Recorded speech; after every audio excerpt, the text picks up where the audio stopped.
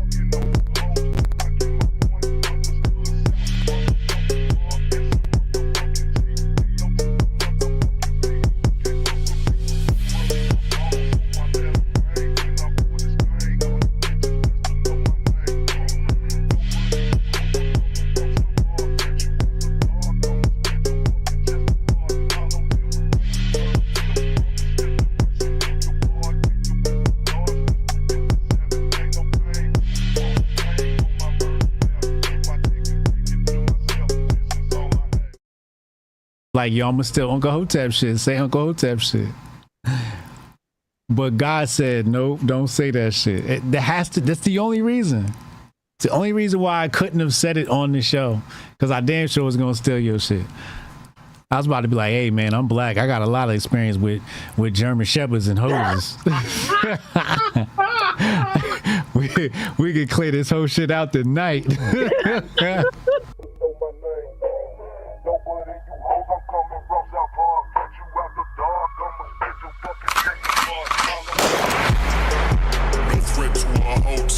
Especially when the Hotep got the goddess mask off. He's working his ass off, trying to tell y'all goofy dudes what they planning. It's Hotep. Hope you motherfuckers understand. It's Hotep. Hope you motherfuckers understand. No threat to a Hotep, especially when the Hotep got the goddess mask off. He's working his ass off, trying to tell y'all goofy dudes what they planning. It's Hotep. Hope you motherfuckers understand. It's Hotep. Hope you motherfuckers understand.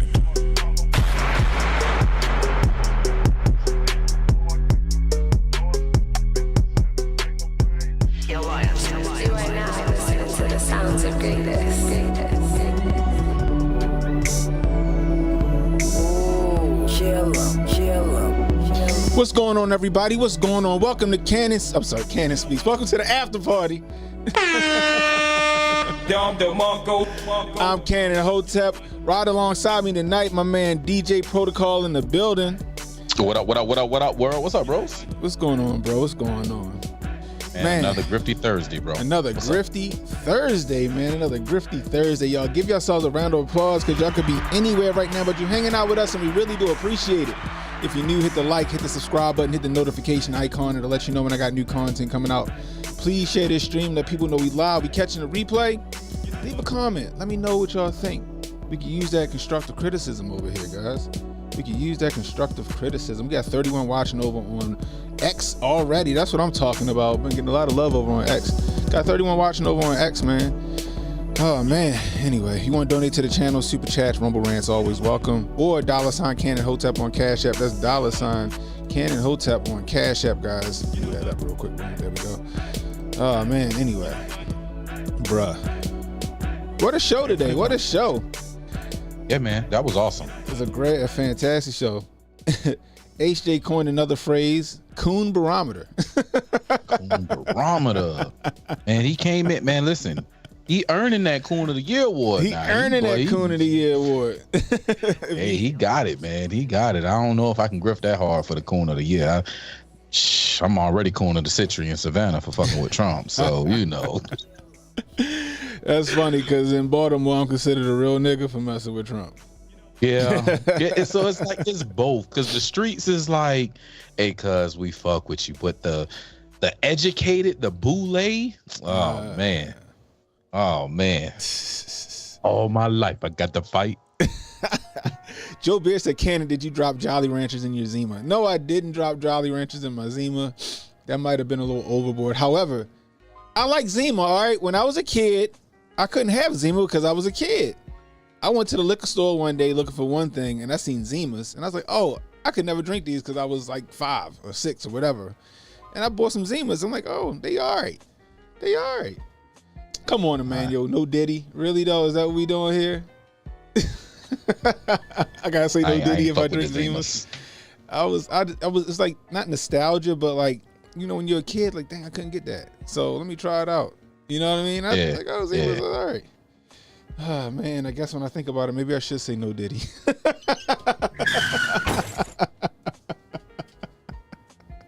I'm not. No ashamed. judgment, bro. I'm not ashamed. Okay. No judgment, bro. You got too much ammo. No judgment. Oh, man. Speaking of ammo, guys, let's get straight to it. Check this out. Tennessee legislature passes bill allowing teachers to carry concealed guns. Boy. That's what I'm talking about. That is what I'm talking about. I'm pretty sure she's not even talking about that whole series. Is that what she's talking about? See what she's talking about. I will soon resume. No, go away. And look, as soon as you said Trump on trial. Trump on trial. Oh my gosh. It says protesters chanted "blood on your hands" at Tennessee House Republicans on Tuesday after they passed a bill that would allow some teachers and staff to carry concealed handguns on public school grounds and bar parents and other teachers from knowing who was armed. That's nothing wrong with that. That's the best way to do it.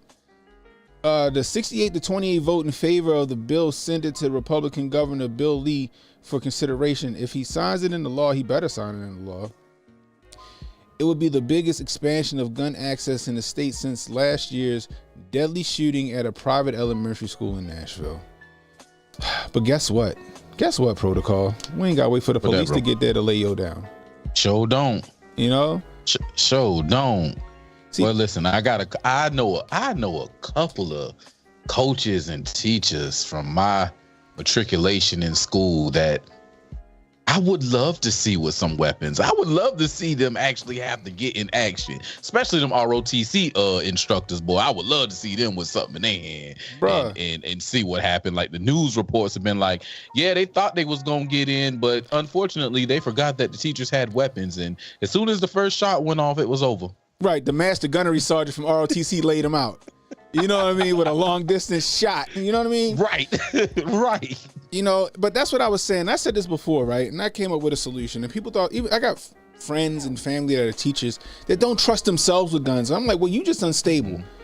You know, because like if it's my kid and the teacher is the one standing in the way between my kid getting shot and not getting shot, I want the teacher to have a gun.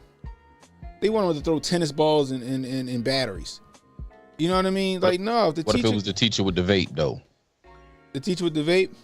The teacher with the vape. Now I'm getting to that right now, all right? I'm getting to that right now, okay? Okay. This was my solution, and I don't know if you guys remember me saying this on the show because it was a while ago. I said, this is what you do, right? The teachers that want to carry a gun, right? The teachers got to go through, their whole summer is forfeited because they got to go through the police academy for 12 weeks, or how many weeks summer is, right? You got to go through the police academy and get weapons qualified. You got to get the background check like the police get, the psyche eval like the police get. You just ain't got to do the other stuff, but you got to go through a special training with your firearm. Period. Full stop.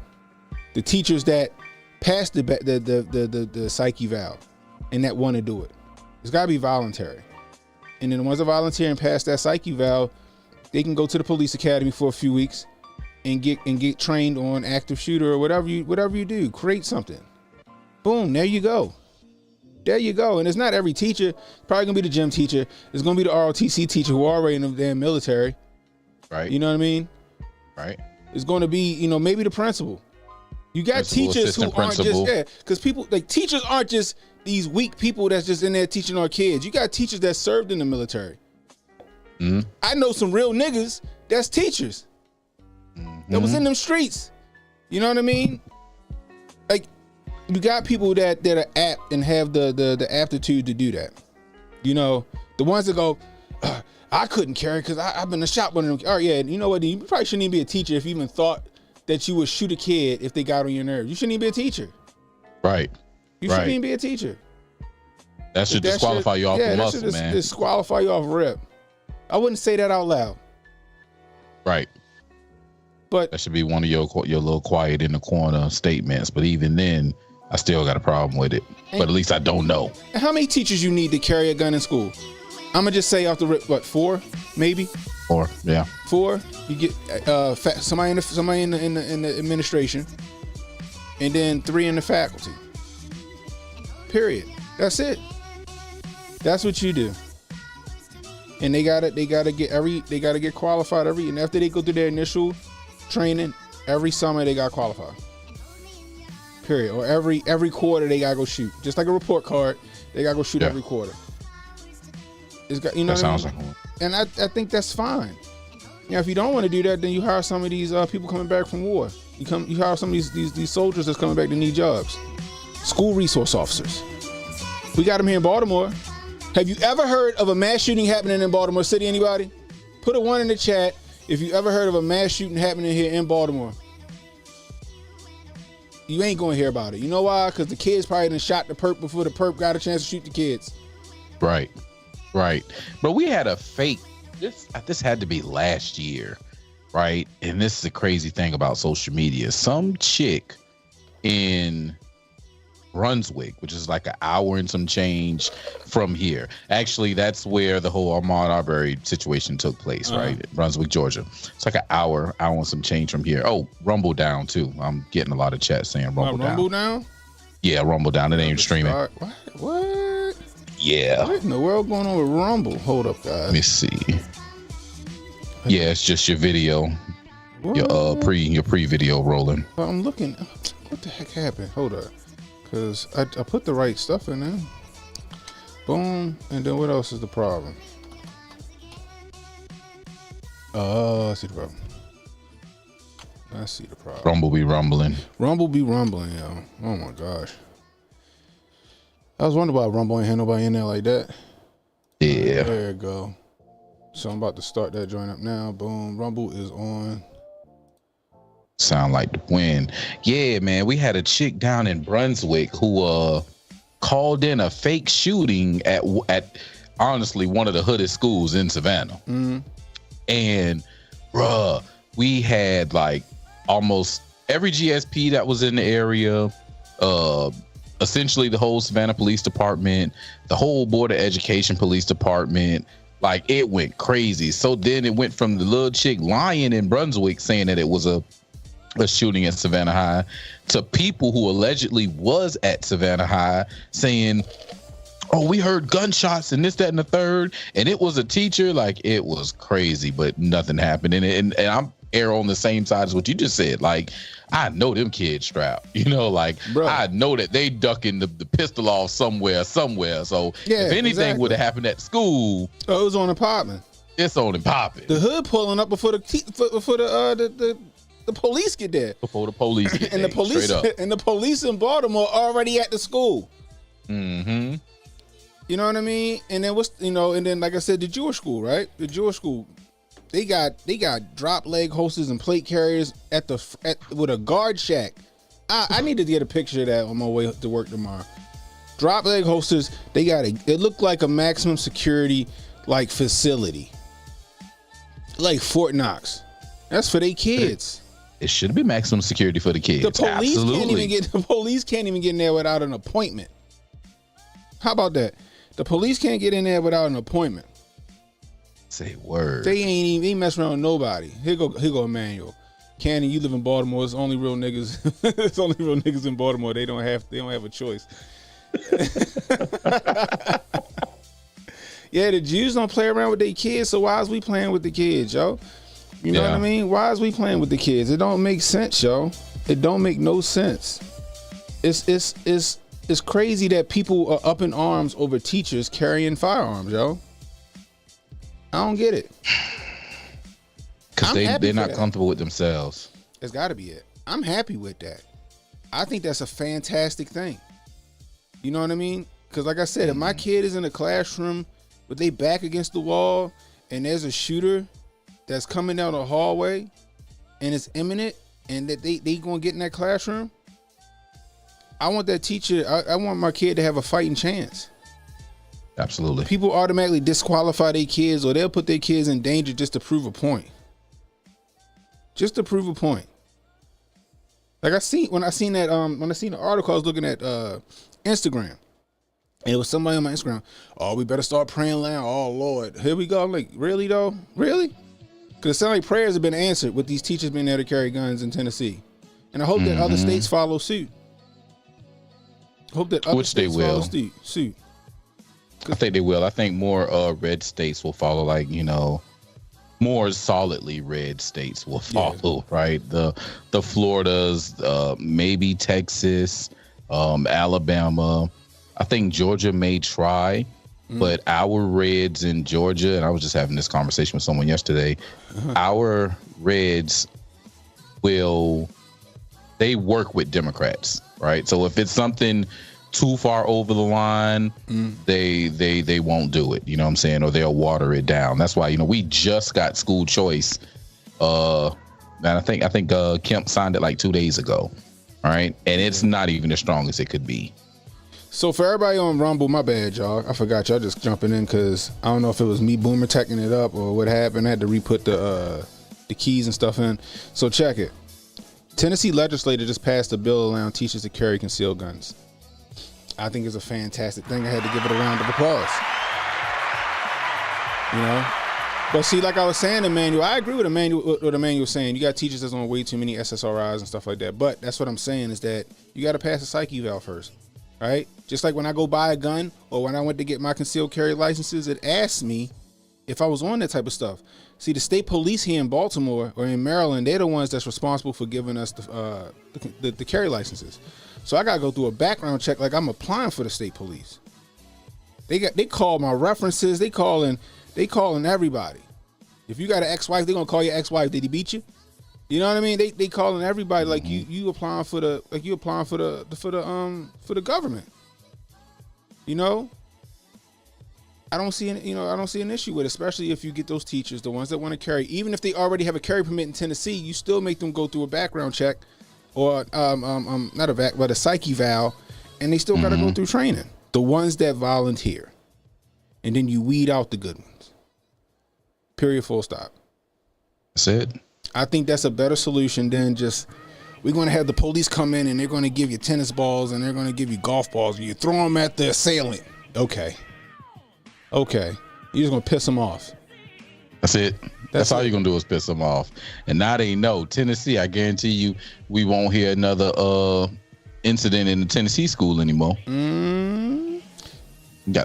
Hey, we can check. You may have one person that they try, and then they get laid down. And I think everybody's going to be like, well, scratch Tennessee off the list. We got metal detectors here in Baltimore. Baltimore got metal detectors. That's why the kids stash their guns.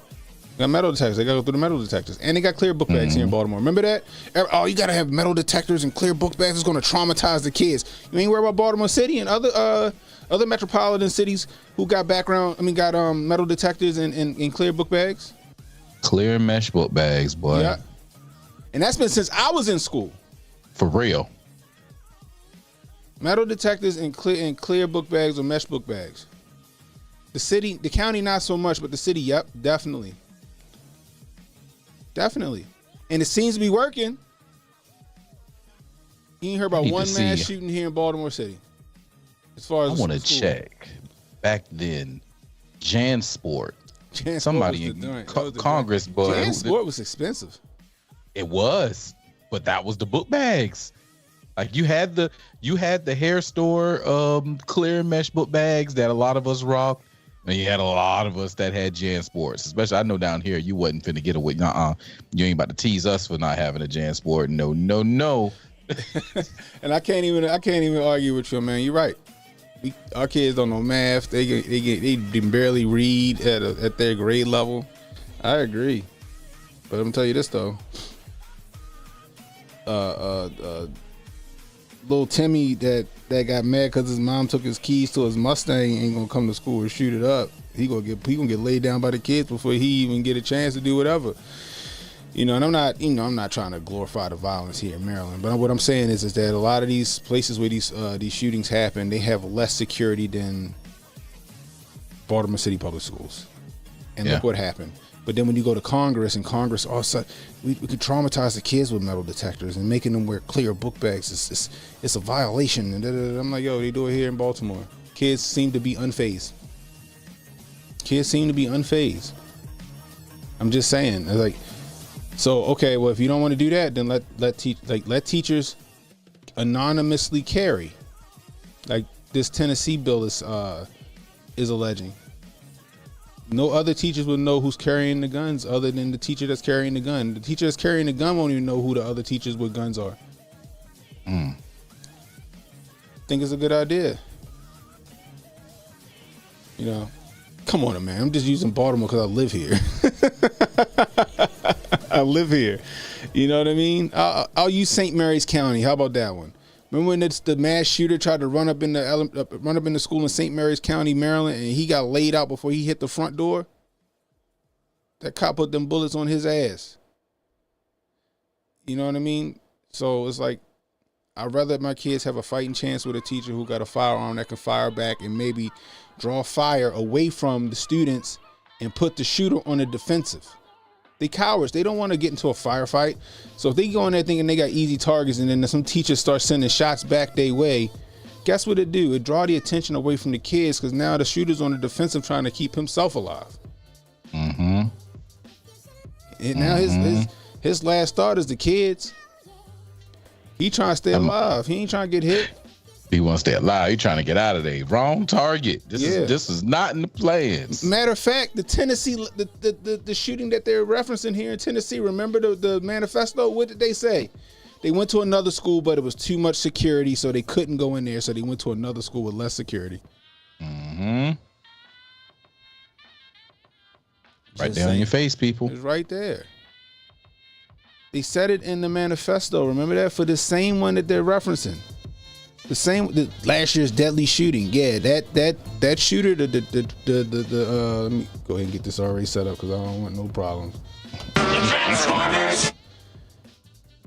Said in the manifesto they didn't go to the first school because they had too much security. They pulled an audible. That's all I'm saying. Period, full stop. So I think it's a good idea, and I think other cities should follow suit, allowing teachers to carry guns in school. Period. You handpick the teachers that volunteer. You get them mentally evaluated, and then they go through the police academy for the summer. Period. They get the training that they need. Or bring in Homeland Security or whoever. You know what I mean? And then there you go. So salute to Tennessee, because Tennessee been on a roll. Tennessee has been on a roll, guys. Check this out. Boom. Breaking. Tennessee legislature passes bill criminalizing adults who help minors receive gender affirming care. Tennessee on a roll, man. Tennessee is on a roll. And for those of you who don't know what gender affirming care is, you know it's just a fancy word. It's just a fancy word for transitioning kids. Gender affirming care. That's what it is. Funny part is that our governor here passed a bill allowing it.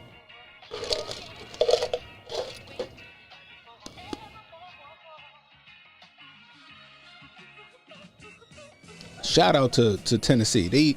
They on a roll right now. Governor Lee better sign this bill. Cause this is a criminal act. This is child abuse. This is child endangerment.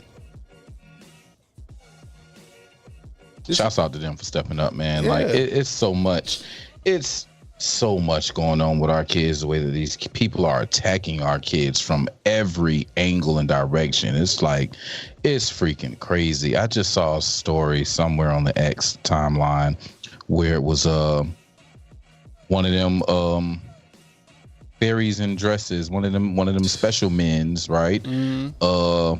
In the school having story time, talking about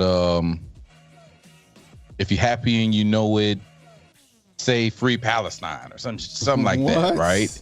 Bruh. Like I don't.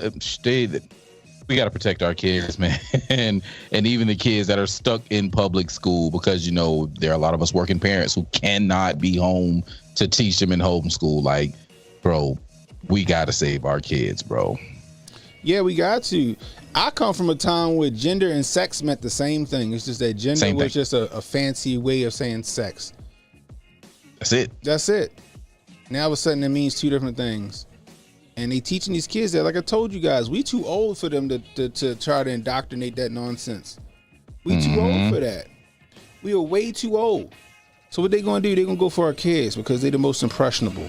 They're gonna start them at kindergarten because you got in California, they teaching kids it's okay to touch themselves because they feel good.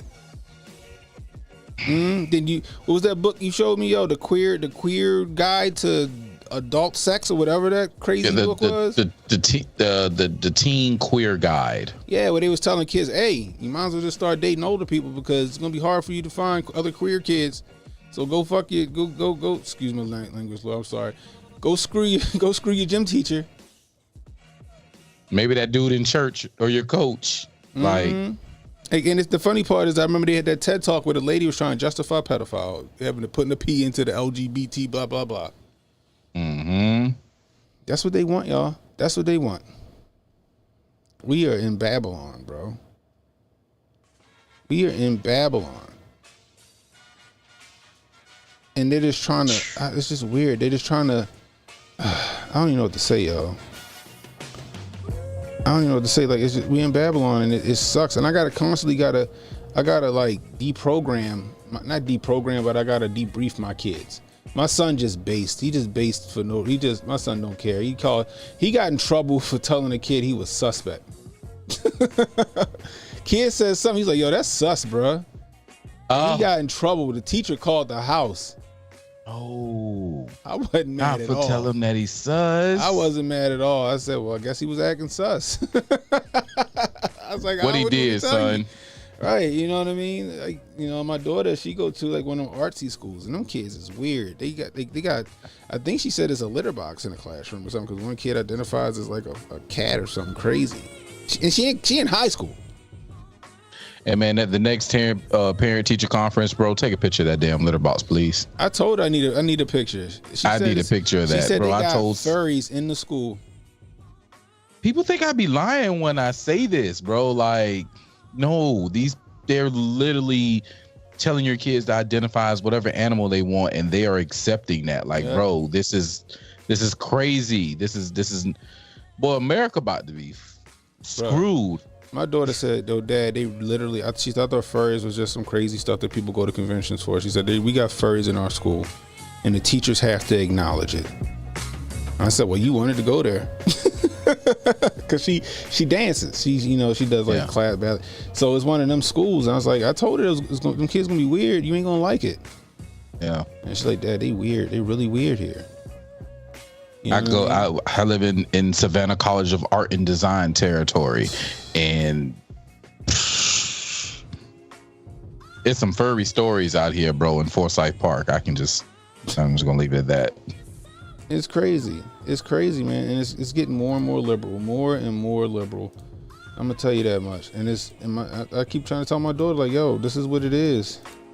This is what it is, and this is what it's gonna be for the foreseeable future. So I need you to just stay 10 toes down.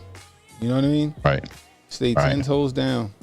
So she be telling me about the weird stuff she see in school and some other stuff. She got her little teenage drama, but at the same time, she's like, yo, Dad,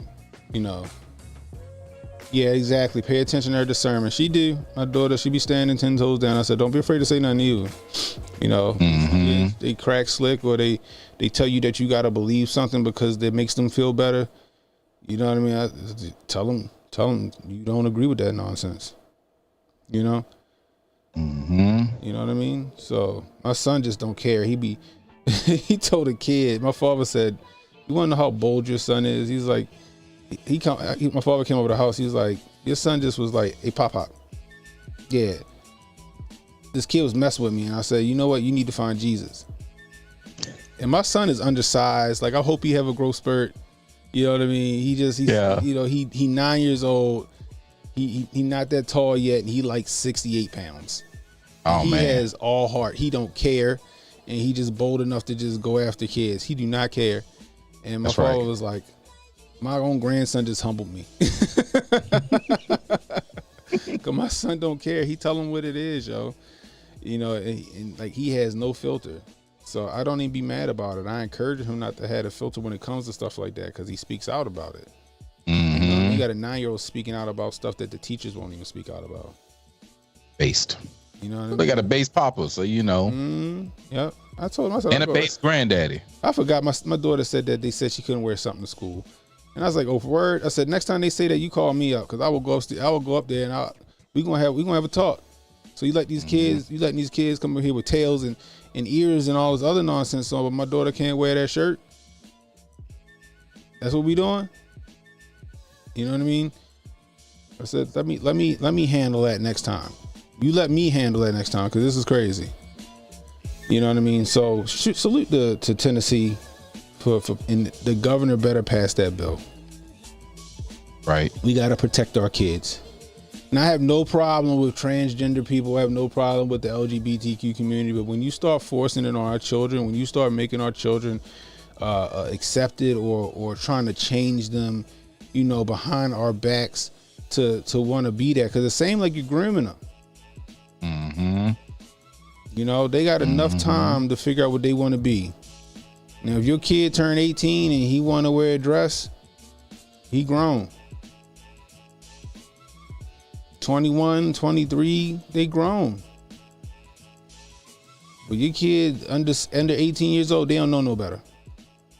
They don't know no better. And when they come to you saying, I think, no, you don't. You don't know what you're talking about. Yeah. You ain't seen enough. You ain't seen enough yet. Because we already see with the statistics how many kids change back. I don't know how many girls in high school thought they was gay, and they spent their entire high school career gay. And then I'm scrolling through IG, and they got husbands and kids now. Husbands and kids now. No joke. I remember my best friend Brandon. Yo, he been on this stream a couple times. He got a cousin. He's like, yo, she gay. She got a girlfriend, yo. And because he went to my high school, I'm like, yeah. He was like, nah, yo, it's gotta be a phase, yo. It's gotta be a phase, yo. Yo, bust my cousin for me, yo. I was like, yo, shut up. Like, no. No, she cool. I said, but I was like, yo, you're probably right, it's a phase. A lot of these girls is going through these phases. And sure enough, a lot of them girls from high school that had the little girlfriends or whatever that was on the basketball team or was on the basketball team and thought they was gay and all this stuff, so guess what? They married with children. Whole about face. Whole had 180. Get right. Whole 180. I went to church and found the Lord and found my husband and found my family, and now I'm good. Don't even look like the bodega she used to try to look like all the time. Right, exactly. Exactly. So it's crazy, and I'm just like, and it's the same thing with the trans community. We see it with the statistics where they like, yo, all these kids that transition, or the parents been transition, or let them transition. As they get older, they like, yo, I made a mistake. But what happened when you don't cut your shit off? What happened when you cut your yameen off, and then you decide to not do it? Remember that? What's the story? What was the story? I did what's the name on it? Me and Jay did. It was like the dude that the doctors messed up his circumcision. This is back in like the 80s, like the early 80s or late 70s. Doctors messed up the circumcision, completely mutilated his penis. Like the part of it, the thing was too hot. Straight burnt the shit off.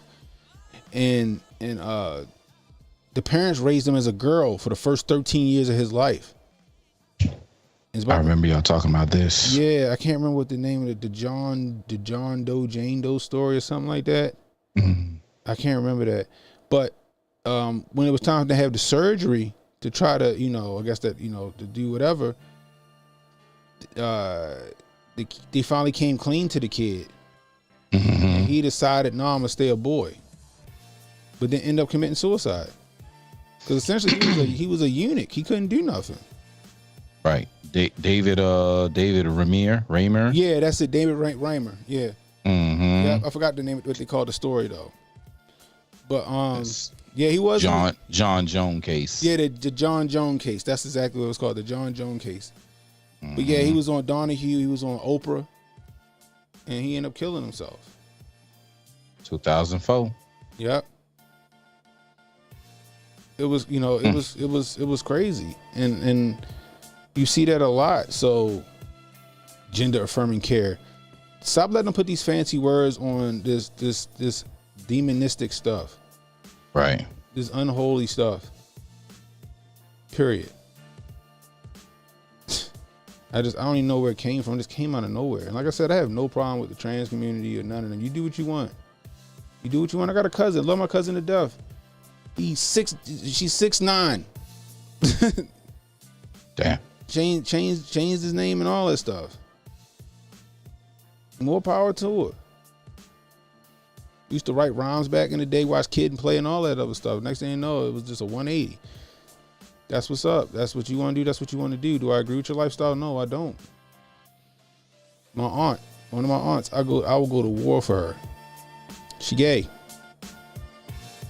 Do I agree with her lifestyle? No, I don't agree with her lifestyle. Do I love her? Yeah, I do. Do I respect her? Yeah, I respect her. But I don't agree with her lifestyle. And she know I don't. And guess what? She don't care that I don't. She understand. You know what I mean? And that's where I'm at on it. But when you start messing with the kids and you start trying to convert the kids and start indoctrinating the kids, taking cartoons and putting these things in the cartoons. Like I heard Bluey just buckled. Don't tell me that. Bluey, my favorite cartoon. Yo, I'll be watching Bluey by myself without my nephew and all that stuff. Yo, yeah, apparently Bluey got an episode coming out where they introduced the first queer family. Allegedly. I mean, it's Disney though, so it was bound to happen. Yeah, it was bound to happen, but like, I like Bluey. Bluey be deep. I do too. Bluey be deep. Oh well. You know what? My daughter, I got a 3-year-old, and she has got me on to a show called Lila in the Loop. Never heard of that. There's another show, like it's all on GPP. Like, so they don't even. I think Author does come on still. I think it's reruns. You know what I'm saying? But this is all this is early morning shows that come on before Sesame Street come on. So it's like Lila in the Loop and another chick called Alana's Way or Lila's Way or something like that. It's all cool. It's crats. So animal show. I was like, yeah, you know what? We can deal with this. There isn't any I haven't seen any kind of sideways stuff at all. So I'm like, yeah, we can get with this, baby girl. We're gonna stay here longer than we go to any Disney. And if I can avoid Disney, we're good. Yeah, that's the thing, right? And I'm cool with like a lot of the shows, but then I start catching stuff. I'm like, come on, really? It's what we doing?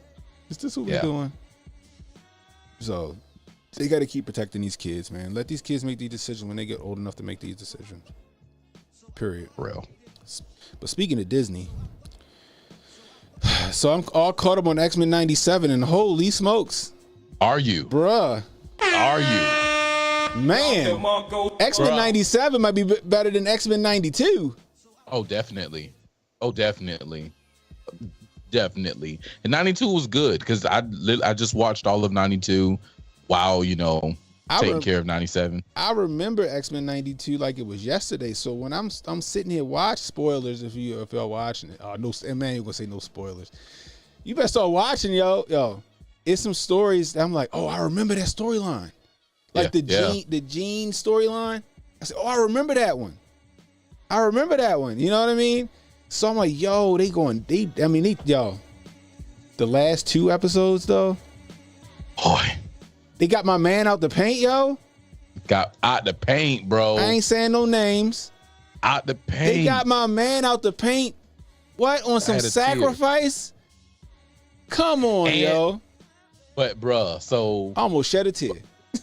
And right before they got him out, it was the other takeout, right? Like the other takeout. And then the last episode at the end, I'm like, yo, shut up. You did not just do that. Like, bruh. And then you got the return? Bruh. Because I remember when he left. Yeah. I'm like, come on, yo. Hold on 2 seconds. I gotta take this right quick. No, you good. But yeah, X-Men 97 is great. And it do got a little woke in there. It's got a little woke in there. Just a tad. But it ain't bad. It ain't over the top. It's not. It's a little civil rightsy, but I get it. But even X-Men 92 was a little civil rightsy. Not as much as 97, but 97 is really subtle. But yo, it's 1,000. You know what I mean? Oh my gosh. Like, and I'm mad that I'm like, this is one of the ones I'm mad where they giving me an episode every week. I need the whole series right now so I can binge through it.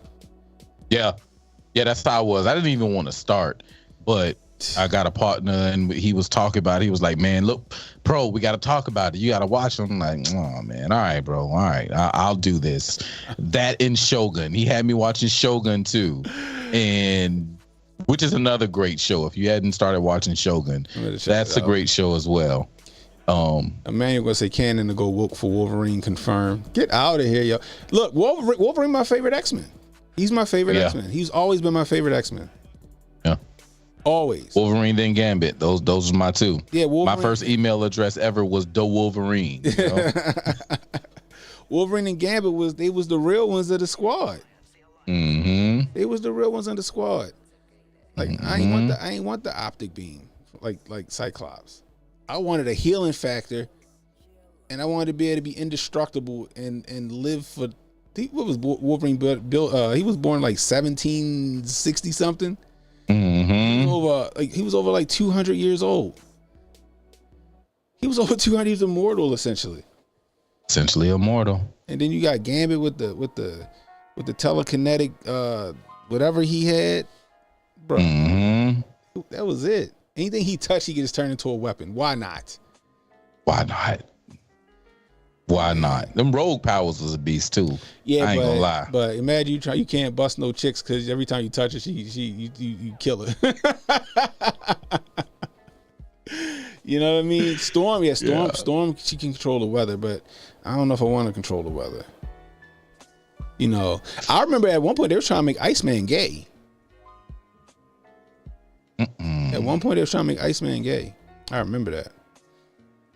But this storyline for X-Men 97 is legit. And X-Men 97 the only reason I turned my Disney back on. That's it. I don't care about nothing else. But X-Men 97. It's fire. And in the third was Bishop. Bishop was one of my favorite X-Men too. Yeah, Bishop's a beast. Because he can get hit with anything and then he just absorb it and just shoot it back at you. You know what I mean? My father, he don't tell you that. He'll say he got my little brother's name from Alien. No, I got it from Alien because of the cyborg. My brother named Bishop.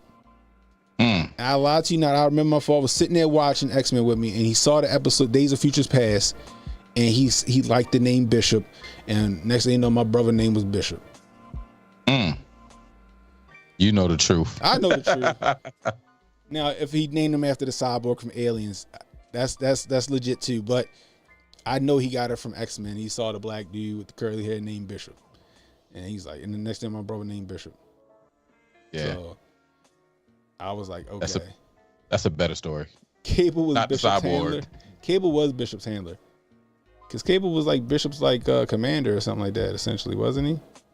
No, Bishop was working for the he was working for the Sentinels. He was rounding up mutants. Man, if we go with this story, like that, man, I ain't gonna talk about it. We ain't no spoilers. Because this storyline, bro. I'm at to put that. I'm at to bring back the nerd out, and we have to talk about that over there. Yeah. Do that. I'm down. Psylocke? I ain't heard the name. I ain't never heard somebody say Psylocke was their favorite. Interesting. That's Iceman was dope. Iceman was dope too, I think. Morph could change into whoever he wanted. Mm-hmm. And have their powers. And have the powers. Morph might have been the ultimate X-Men, to be honest with you. So, and then like Nightcrawler. I can go. And then my boy Captain America makes a cameo in one. Bruh, the cameo. Cause I remember he made a cameo in '92, the '92 X-Men. Yeah. But him and Wolverine was on a mission. Mm-hmm. Did he come back and make another cameo? Oh my gosh. All right, you know what? I ain't gonna keep going. 'Cause I'm gonna mess around and give you guys a daggone spoiler out this joint. Yeah, y'all need to just go ahead and press play, yo. Yeah, y'all do. Y'all do. But check this out. You ain't got to get Disney Plus. It's the internet. Yeah. Thank you. Let's talk about this. Thank you. Omega. What? Morph was an Omega level. Yeah, Morph was. He wanted to. Bruh. But oh, you know who else I forgot about that I was a big fan of? Colossus. Yeah. I was a big fan of Colossus. Big Russian motherfucker. If I couldn't have Wolverine power, it'd have been Colossus. Yeah. It'd have been Colossus. He was indestructible, essentially. Mm-hmm. So, Morph wasn't Omega. Morph could change into whoever he wanted to change into. That's the thing. And had their powers. But I don't know. I know Jean's supposed to have been the most powerful, but I don't know. Is it because of the Phoenix? Because I feel like the Phoenix was like her ultimate cheat code. No, I remember Phoenix unlocked her potential. Remember, Xavier had locked away her potential because it was way too powerful. It was too powerful He only for her. let She her couldn't have a control it. certain amount of her power. But then the Phoenix got in there and unlocked her. They made Colossus gay? Oh my gosh. Oh my goodness gracious. All right, let me. Holden said he was always a fan of Gambit, Wolverine, Bishop, Mr. Sinister, and Omega Red was dope. I remember when I seen Iron Man. Which Iron Man was that? 2? I thought that was Omega Red for a second. I was like, did they just bring Omega Red in the Iron Man? But then I was like, oh no, that's not him. Let's see, Omega levels: Monarch, Iceman, Elixir. Iceman's Omega level? Mm-hmm. Jean Grey, Legion, Magneto, Proteus, Mr. M, Storm. Mr. M. Mm-hmm. Okay. Let's see, Storm, Strife, Mr. Nathan Summers. That's Cable. I can see that. Mm-hmm. Exodus, Kid Omega, Powerhouse, Vulcan, and Hope. It's interesting. Yeah, it's really interesting. Huh. Mm. But yeah. That's straight from the X-Men wiki. Man. Let's get out of here. He said Morph is voiced by they, them. Oh my gosh. Franklin Richards low-key stronger than Wanda. Really? No, Strife isn't cable. He's not. I used to have Strife. I used to have all X-Men toys. I had Strife. Isn't per se, but like he's close. Man, I don't know, man. Close. Yeah, but ain't Strife related? Nathan Summers. Who, Strife? Nathan Summers. Strife is Nathan Summers? I never picked that up. I just read it. You feel me? That was kind of mind blowing to me. I'm actually looking for something deeper. Okay, Vulcan Hope. Where is Strife? Which was weird. Okay, yeah. He's a clone of Cable. He's a clone from an alternate timeline. Yeah. Okay, I was thinking the timeline. Yeah. So. Okay. I remember seeing Strife in like maybe one episode. I think maybe. I can't remember. But hold on, I'm gonna let you hold it down for a second. Give me a second. Go ahead, bros. And y'all guys, y'all make sure y'all hit the like button, man. Hit the share. Let folk know we is here. Appreciate y'all for coming in for the after party, man. It's a grifty Thursday, man. It's been a very, very, very, very busy Thursday. I know a lot of you guys are probably tired because we're coming up on the end of the week, but that's all right. He's still here with us, and we partying. You can hit the Cash App, donate, $ CannonHotep, or you can drop the Rumble rants. Those are always good. And if you feel like dropping the YouTube's I guess Ponzi scheme, because they really be stealing money from us. Like YouTube really be stealing. If you want to give it to YouTube, you can. But that $ CannonHotep, that's the one. Go straight into the pockets. Y'all handle that, man. Hold it down for my boy. We need that. All right, let me see. While he's gone, I have found the info on Strife that we was just talking about. So let's just say here, early childhood, nearly 2 millennial in an alternate future. Age mutant mother Oskani, alias Rachel Summers, led the Oskani cult, which was controlled on the earth by the long-lived mutant tyrant Apocalypse. In need of a powerful warrior who would oppose Apocalypse, Mother Oskani sent a female member of the cult back to X-Men's own time period. Apocalypse of that time infected the infant Nathan Christopher Summers with a techno-organic virus that was rapidly spreading through his body, and if not stopped, it would kill him. Oskani cult member persuaded Cyclops to let her take the infant to the far future where advanced medical science could save his life. That sounds familiar, bro. It sounds real familiar. That sounds familiar, man. It sounds real familiar. And that's the timeline for Strife, or is that Cable's timeline? Yeah, this is Strife. Okay, I got you. Yeah, this is Strife timeline. Interesting. Mm-hmm. Interesting. Fuego with the $10. I appreciate you.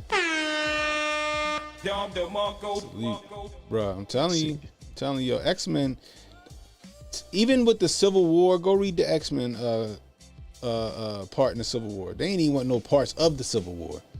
Nope. We got our own battle to fight. Right. We got time for y'all nonsense. Oh, right. Anyway, we nerding out a little too much. Let's get to this story, yo. Check this out. Did you see this video? Yeah, man. Y'all got to see this one. Oof. Listen. He's the bus. He was driving the bus. Still rolling. It's still rolling. I'm mad that it's obviously people on the bus. Like, it took Buddy that long. And then he just crashed to the back of a Penske truck. Or whatever. Nah, that was a building. That was a building? That was a building. Like, this is nuts. Like, this is like, and what Unc say with this video? Unc says, if you let them smack teachers, they'll smack bus drivers. Vote for me for president of Hotep stand. The German Shepherd shall be ready. The German Shepherd shall be ready. Bruh. This is what I was saying, right? Whether it was a trans person or not that was the teacher, like, now I said unless the teacher touched his balls or something like that and he got to defend himself. But this is what happened. Is either they get embarrassed or they don't get their way. And this is how kids act. Do you know how old Buddy is? How old is he? 23. This dude right here? Hey, he is 23 years old. He still and was mad because he wouldn't let him off on a stop that was not a bus stop.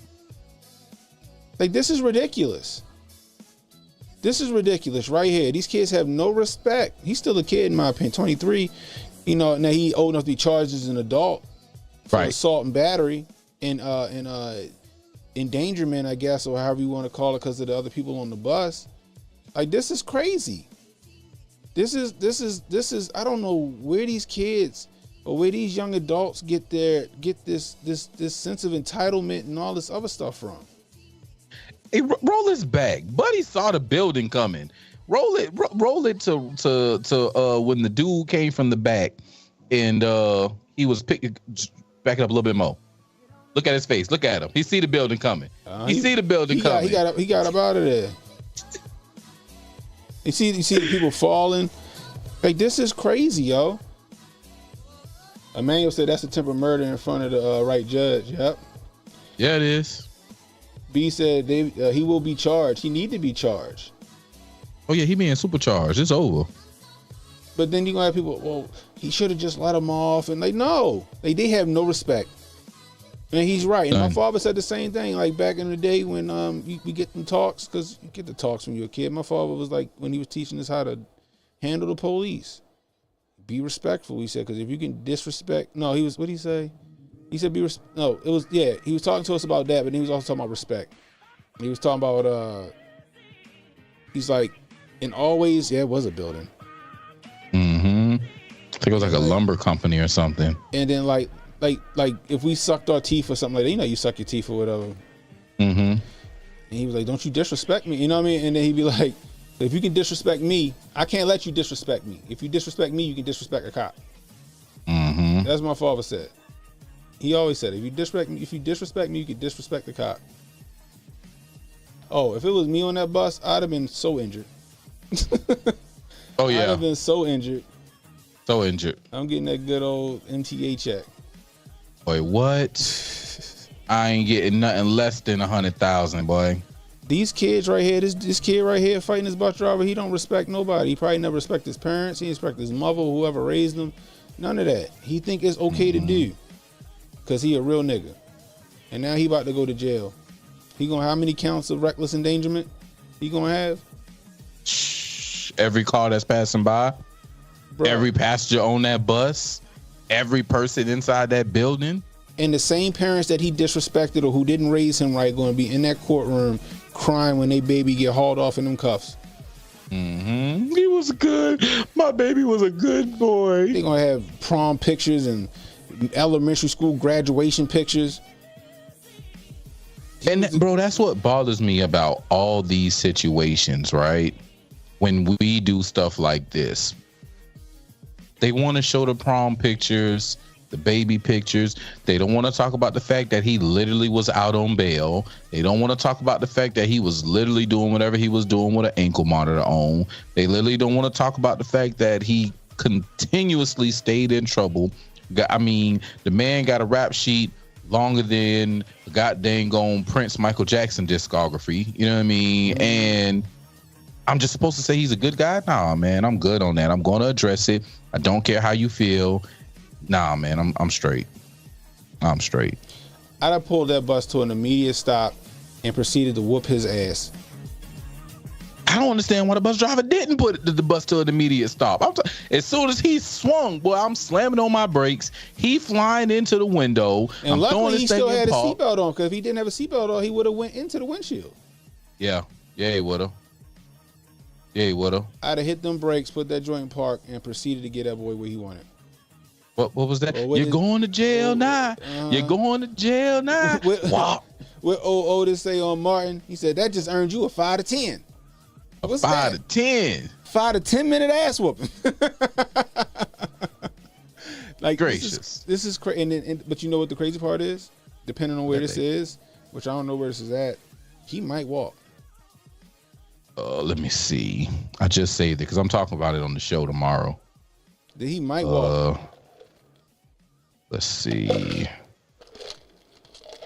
I hope he don't walk, man. If that man walk, bro, man, if he walk, then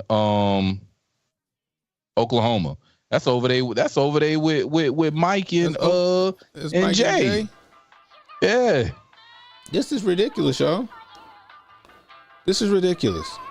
Oklahoma City, as a matter of fact. And people make excuses for this nonsense. People make excuses for this nonsense. You can hear him saying, "Let me the off." That's what he said. I just read his lips. Let me the F off. Yeah. Yeah. He wanted them to stop at a stop that was not a stop. Go ahead, call. You still got the number, Rudy? If not, I'll send it to your DM. It should still be in your DM. A.American Presley back as the A1. Appreciate you, sir. Let me see. The phone on, Rudy. Go call through, bro. But this is crazy. I don't think I'm ever going to see members on my YouTube page. I feel like they're going to get my black behind out the paint way before I hit the cross. They're going to get a lot of us out. Here go Rudy right here. What's up, Rudy? CannonHotep. What's up to the strongest cat I know, man? Protocol. What's up, Geechee homie? What you doing, brother? Man, I can't call it, bro. What's good with you? Not shit, man, out here, man. I just pulled up on this idiot, man. Tell me why it rains down here in Norfolk, man. And these idiots try to drive through puddles. Oh. Man, I'm soaked, man. I'm going home, man. I'm fucking out of here, dude. I'm soaking wet. I'm in a backup truck. All my rain boots and everything are in the regular truck, getting the lights, baby. So I'm in the backup truck. I pull up, man. This lady, I felt bad. I wanted to dip on her, man, but I felt bad because she looked sad. She was stuck, but she drove through like a 4-foot puddle, man. Jeez. I had to run a winch under there. Anyhow, man, enough about my fucked up towing like Cannon. Man, I told you about how they started with the 100% police escorts on the military bases. Yeah. Yep. Tell me why I go up there the other night, man. Now the Marines at the gate. So usually there would be one sitting back with his kid on in the M4, and the other ones would be just sitting there with the sidearms, right? Right. Now every base, they're all in full kit with helmets on, brother. They're all in full kits with helmets on. Oh, they on red alert. Dog, and I asked the kid I was taking on. I asked the sailor I was taking on. I said, man, what's this all about, man? And he's like, yeah, they got a threat level raised up. I said, well, was it something specific? And he's like, man, I don't know something specific. But I'm like, is it like the color code back in the day? And he's like, nah, man. He's like, just all the bases are on high alert. Now, what the hell do they know that we don't know, man? That these dudes are standing there, and it went from police escorts to all the tow truck drivers. So these dudes are standing at all the gates now in full kit, man. I'm afraid to look in the Council on Future Conflict chat right now. I know they know some stuff, but like, something coming, some kind of cyber attack, some kind of EMP attack, something's coming. Apparently, allegedly, it was talks that Iran was getting ready to get EMP'd, and they kind of fell back on it. But I mean, I don't know. I got a feeling like it's got to be cyber. Ain't nobody gonna shoot, even if they got EMPs. I'm not saying they don't, but you put an intercontinental ballistic missile up, or even one of the hyper ones, man. Even the new hypersonics. That's a lot. I mean, you're gonna get 30 minutes of warning before you know what's coming, man. So I think you're gonna have to do it through the cyber, man. The cyber. But man, I was listening to the Griff report today, man. I was listening to the Hotep's been told you, man. The thing about it is, man, these protesters on the campus, man, I'm full blown American, man. I mean, I've lost a lot of faith in the country, but let them protest. But the thing about it, these kids are so fucking stupid, man. What are you getting out of protesting on your college campus, man? What are you getting? Take the fight to D.C., man. Take the fight to D.C. You want to bitch and moan? Go to the Israeli embassy, man. Yeah. Go to the Israeli embassy. There's a big-ass Israeli embassy in D.C. Go surround that bitch with your little hijabs and your fucking death to America, death to Israel, boycott, divest, and sanction shit. Go there with that shit. But man, how about instead of defund the police, man, we defund old Barry, man. Old Barry Totoro with his goddamn college for everybody. on the taxpayer dime, man. I seen the best meme the other day, man. The fucking the fascists took over the government and the communists took over the goddamn education system, and the rest of us are just caught in between, bro. You know what I'm saying? Yeah. Paperclip came in and they took over the fucking U.S. government with the paperclip and all their Nazi infiltration that way, NASA, and then the damn communists took over the institutions, man. And Barry came in and fully funded it, man. Cost of tuition since that guy's come up is up 300%. And we're paying for all this shit. We're paying for a bunch of dumb shit dance around on the college campus screaming about boycott, divestment, sanctions, no more Israel. They're passed the bill anyway, your party. The 94 motherfuckers who voted against it were Republicans. Mm-hmm. You know what I'm saying? Kind of funny how Rashida, I don't know how to lead voting, but Omar, AOC, and old Baldy from up there in Massachusetts, they all voted for that foreign aid package. He voted to fund the goddamn war. Yep. They all voted for it. I don't know how to lead voted. I can't, because I went in and looked at Omar and AOC and old Baldy from Massachusetts. I can't remember her name, but you know which one I'm talking about. I'm assuming they all voted the same way. Yeah, I just want to know how Talib voted. Oh, Talib Muslim, so. I mean, she's Palestinian. She's Palestinian. Like my brother-in-law is Muslim, man. You know what I'm saying? He's from Pakistan, but you know what? He hates the goddamn Palestinians. And I told a guy from Egypt the other night. And I was like, don't ain't trying to get into, you know, I was like, what's up with that? He's like, we hate them fuckers. And I was like, who, the Jews? And he's like, no, the Palestinians. He's like, they're a goddamn problem. It's been a problem for 40 years. That shit blew my mind that a Muslim from Egypt, but the Palestinians been a problem for 40 fucking years. That shit blew my mind. Damn. That's about it, man. Hotep and Bill, the both y'all can, man. I'm still, man, every time I see you, I'm like, man, that dude's strong as shit. Yeah, I need to get back at it. Boy, man. He's the strongest motherfucker I ever seen in my life. Anything, man. Much respect to both of y'all, Hotep and Bill, the Manuel Presley, man. You Philly motherfuckers are always popping off the mouth. Well, I love you, brother. I love you, brother. And Cannon, man, this is what I need you to do for me, Cannon. I need you. So you work for the port, right? Yeah, I'm contracted to him. I need you to go on and find the same gig you got up there in Baltimore.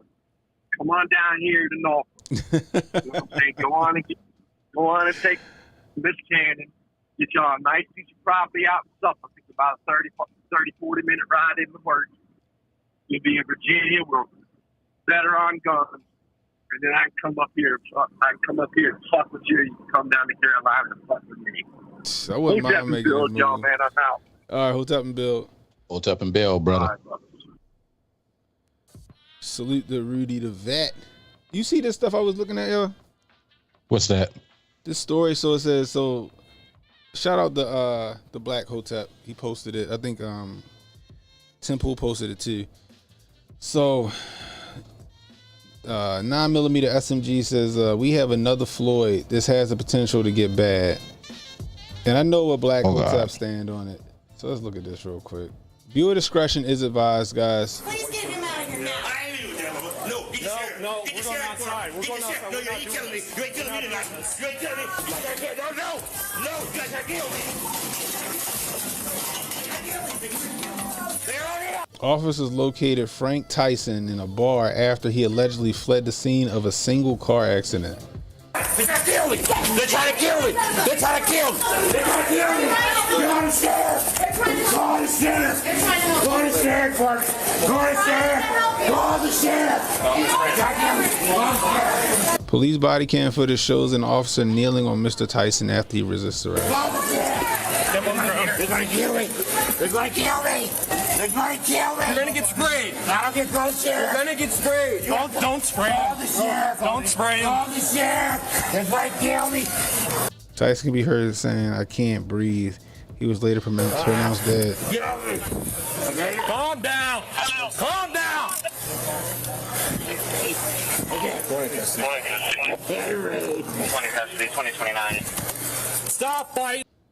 Officers Bo, can't pronounce that last name, and Camden Birch are on paid administrative leave while the incident is being investigated. I can't breathe. I can't breathe. I can't. Get out of that. That's the story right there. I'll be glad to read it for you. Okay. I can't breathe. You're fine. Okay. So, well, at the end, he nobody was on him at the end. Nobody was on him at the end. He said he couldn't breathe. Maybe he got asthma. Yeah. Maybe he was he wasn't ready for no scuffle like that. He don't like he was in the best shape. Yeah. Did those cops kill that man? No. Will the media say that cops killed that man if they decide to run with that story? Yes, they will. He had his knee on his neck and all this other stuff. They'll skip over that part where he was talking, saying he couldn't breathe. They'll cut that completely out. Yeah. And they'll run with that if they want to run with that story. You know they're gonna run with it. We're gonna see It's what about happens. that time. What I say? We need a martyr, right? I said y'all heard me say that Monday. I said it on HJ channel the other day. We need a martyr now. It's about this is that time. It's that time. Dang, what is it? Ahmaud Arbery was in February. Breonna Taylor was about May. And he was like what, May? I thought it was like late May, early June. Yeah, late Somewhere May, around early there. June. Memorial Day, around Memorial Day. Yep. So yeah, man. I don't think that he had to die. I don't believe he had to die. I'm not on the side of saying that he had to die. No, not at all. I don't think he had to die at all either. I don't think, what I'm saying is I don't know where the police went wrong. They were off of him. He was arrested. He said he couldn't breathe. We don't know what happened after this. We need more footage. So I'm going to say that for one. Two, there's a whole lot of things that could have contributed to that. You know what I mean? Like, let's just go with the George Floyd thing, right? Chauvin's his knee was on Floyd, right? Until he died. Yeah. They had him arrested. They could have put him in the recovery position and tried to do something for him, right? This guy, I don't know if they put him in a recovery position. He was saying he couldn't breathe. No cop was on him. Now in the middle, because he's in the middle of the fight, could he had like some kind of heart attack or something, you know? Or did he get so excited that he went into some kind of something? Maybe. Kind of cardiac arrest, yeah. Kind of cardiac arrest or something like that. Like, I don't know. But the optics of this does not look good. The optics of this isn't going to favor, the police. The optics of this can be used for anything. I think they did what they had to do. He fought them. He ran from the scene of a crime, so that means that's a felony. That's a felony stop right there at that point. They gotta arrest him. He fought him. You know what I mean? And I'm not saying comply, but that's a losing fight. You got a bunch of I'm a big dude, and I see 4 cops or how many cops coming in there for me. I'm just gonna turn around and give them my hands. It ain't gonna turn out well for me. I already look like a threat. I'm not saying I look like a threat because I'm black. I'm saying I look like a threat because I look like a freaking threat. You're a big dude. I'm a big guy.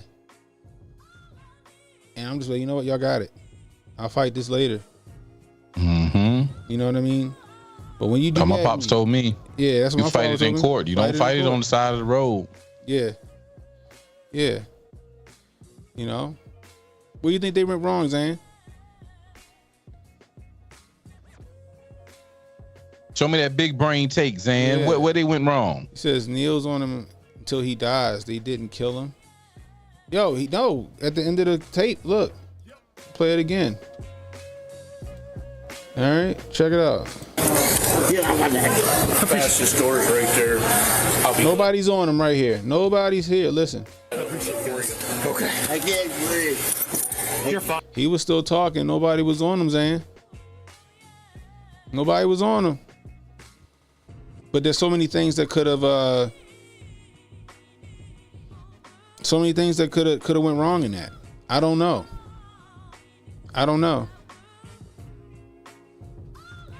Exactly. I agree with Emmanuel here. It's not brutality.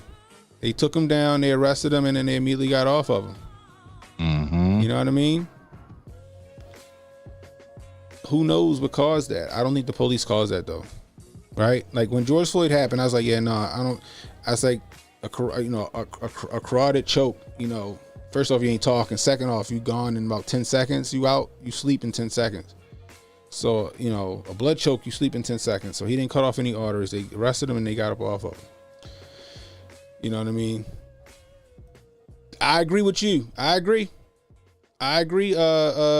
B. Yep. He's face down and he's fat and overweight. Lungs could have collapsed. I agree. That's a 1000% possibility that what could have happened. Mm-hmm. Jackson, exactly. Stress is a mother. Yeah. Drugs don't help either. I don't know if the man was on drugs. I don't know if he was drunk. I don't know. He don't like he was in the greatest shape to be fighting the police though. There was something wrong with him, obviously, because he just wrecked up and he ran from the scene of the wreck. Right. You know what I'm saying? And he ran a one-car wreck at that. Right. Which telling me he probably ran into a parked car or something, or who knows?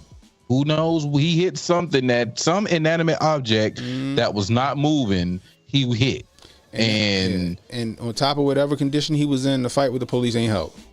Mm-hmm. I mean, he got a rat. As soon as they came in, he got a hey, how to kill me? Hey, how to kill me? Yeah. Huh? Yeah, he was already hyped up. Exactly, Loki. He was hyped from the jump. So he already was hyped up. He's scrapping with the police, and he ended up on his back. I mean, he ended up on his stomach, where it could be a problem. And we do need more footage. We definitely need more footage. Now, the more footage thing. At this point, Sky News them released it. Doesn't matter if more footage comes out. If they go ahead and run with this and push the whole George Floyd narrative 2.0. Does the more footage come out? Because we got more footage and more information on Breonna Taylor and her two boyfriends in that situation, and people still talking about, oh, Breonna Taylor was innocent, but the dude said that she was the one that shot at the police. Like, we want more footage. That was on the footage. Yeah. Cannon. Yeah. What 9mm? Your everyday carry. What kind of gun you got, Cannon? I got a 43X. What man, if you ask them if they have a pistol and you ask a man what kind of gun is it, if he responds to you a regular 9mm, is that his gun? That is not his gun. Oh, okay. That's not a regular 9mm. Like, what? No, what kind of gun you got, man? Like, he just, hey, you know what I mean? I got a SIG, or I got a Smith & Wesson. You know what I mean? I got a Glock. You know, I got a Glizzy. You a regular 9mm? Nah, man. Nah. So, you know, the more footage thing, man, like once the initial footage come out, that's just like when these news organizations put out these stories and they put out the retraction the very next day. The retraction, nobody knows that the retraction happened unless you're invested. If you're not invested in knowing the story, you don't know these retractions happen. They go out, they got their headline, and that was it. You know what I'm saying? That was it. Yeah, so could be a lie. So like Russell. Yeah, so what he's saying is like, no, like more footage would definitely bring clarity, but when it comes to the news trying to be first and trying to create a narrative, they're going to shun that more footage away. Just like when we got the more footage of George Floyd in the back of the cop car. We seen him in the back of the cop car tripping. I watched that whole footage with George Floyd and they put the cuffs on. He said, ouchies. I'm like, he high as a mug. He just say ouchies. He sounded like Snagglepuss. Ouchies. I was like, wait, what? But then you got the audio of him, you know, allegedly. It sounded like to me when I first heard the audio, when it first came out, I eat too many drugs. Yeah. Because we know that his supplier was on the traffic stop with him. Talking about, yeah, he was just taking me to get my laptop. That dude that said he was taking me to get my laptop, which was in the extra footage that nobody's seen because the news ain't put it out there. He was the pusher man. He was the one selling the drugs. That's who he was buying from. He probably ate the drugs for him because they got pulled over. Just like Juice WRLD. Y'all know how Juice WRLD died? He landed Customs was boarding the plane. He panicked. He ate all the drugs and OD'd right there.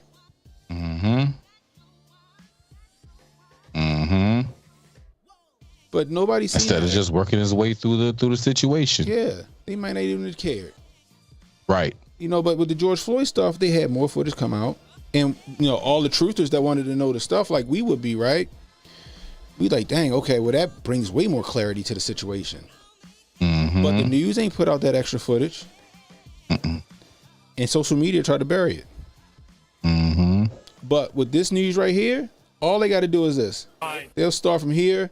They'll go to the scuffle right here. And they'll go to this part right there. They'll go right here. And they going to pause it right here. That they got put on paid leave. And they going to show him with his knee on his neck. It's going to stop right there. And that's where it's going to stop. They're not going to play you. They're not going to play that part where he goes. Nope. Okay. I can't breathe. They're not going to play that part. I bet you can't breathe because you've been scuffling with the police and you out of shape. Right? It's like if I was 400 pounds and I tried to run the 100 meter. I tried to run a 100-meter dash. I'm be over there hurt. Y'all ever work out so hard? Matter of fact, anybody in here that ever did CrossFit? I used to be a CrossFit coach, by the way. I've done workouts in CrossFit where I had to go outside in like 30-degree weather and lay on the ground on my back because I could not get enough air into my lungs to breathe. At 300 pounds or 280 or whatever I was. I thought I was going to pass out. I thought I was going to have a heart attack. I'm like, yo, I can't breathe. I went outside. My father did the same thing. He went with me. He did 150 wall balls. He couldn't breathe. He went outside in the middle of Baltimore City on Alexander Street and laid his black ass on the concrete, and so he could get some air into his lungs. I don't know what it is about cold air and laying on your back helps you pull it in, but it's like because inside it was hot. I was going claustrophobic. I got outside and I finally started. It was crazy. So imagine some guy like this who probably ain't never had no workout or whatever in his life. He just scuffled with the police. He probably drunk. He done hit something. He all excited and now he on his stomach after doing all that fighting and he can't breathe. He can't breathe. And who knows what condition? He probably don't even know what condition his heart's in or his lungs are in. And he passes away. He looked like he smoked a few packs of Potes. He might. He sound like it. Yeah. Exactly. O2 maxed out. It's a thing. You know? That could be too, Fuego. Who knows? But I mean, it's unfortunate, you know, that the guy passed away. Did the cops have anything to do with it other than the scuffle? And I don't think they did anything malicious. Simple as that. I see a lot of malicious intent from cops. I don't think this was it. Yeah. So, and the police released this footage allegedly, so people could see, like, this dude didn't die with a knee on his neck. So, I don't know what to think about it. I guess we're gonna find out if they run with this tomorrow or not. I guess, when did this happen though? I gotta check. You said Oklahoma City, right? Oklahoma City was the bus accident. Oh, where was this at? I'm about to go find out. It's my first time seeing this. See.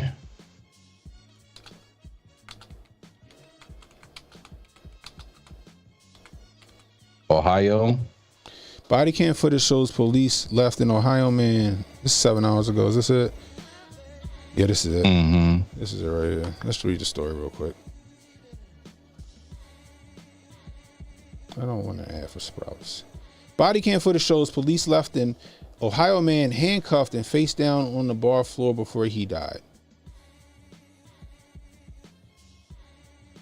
Toledo, Ohio. An Ohio man who was handcuffed and left face down on the floor of the social club last week died in police custody, and the officers involved have been placed on paid administrative leave.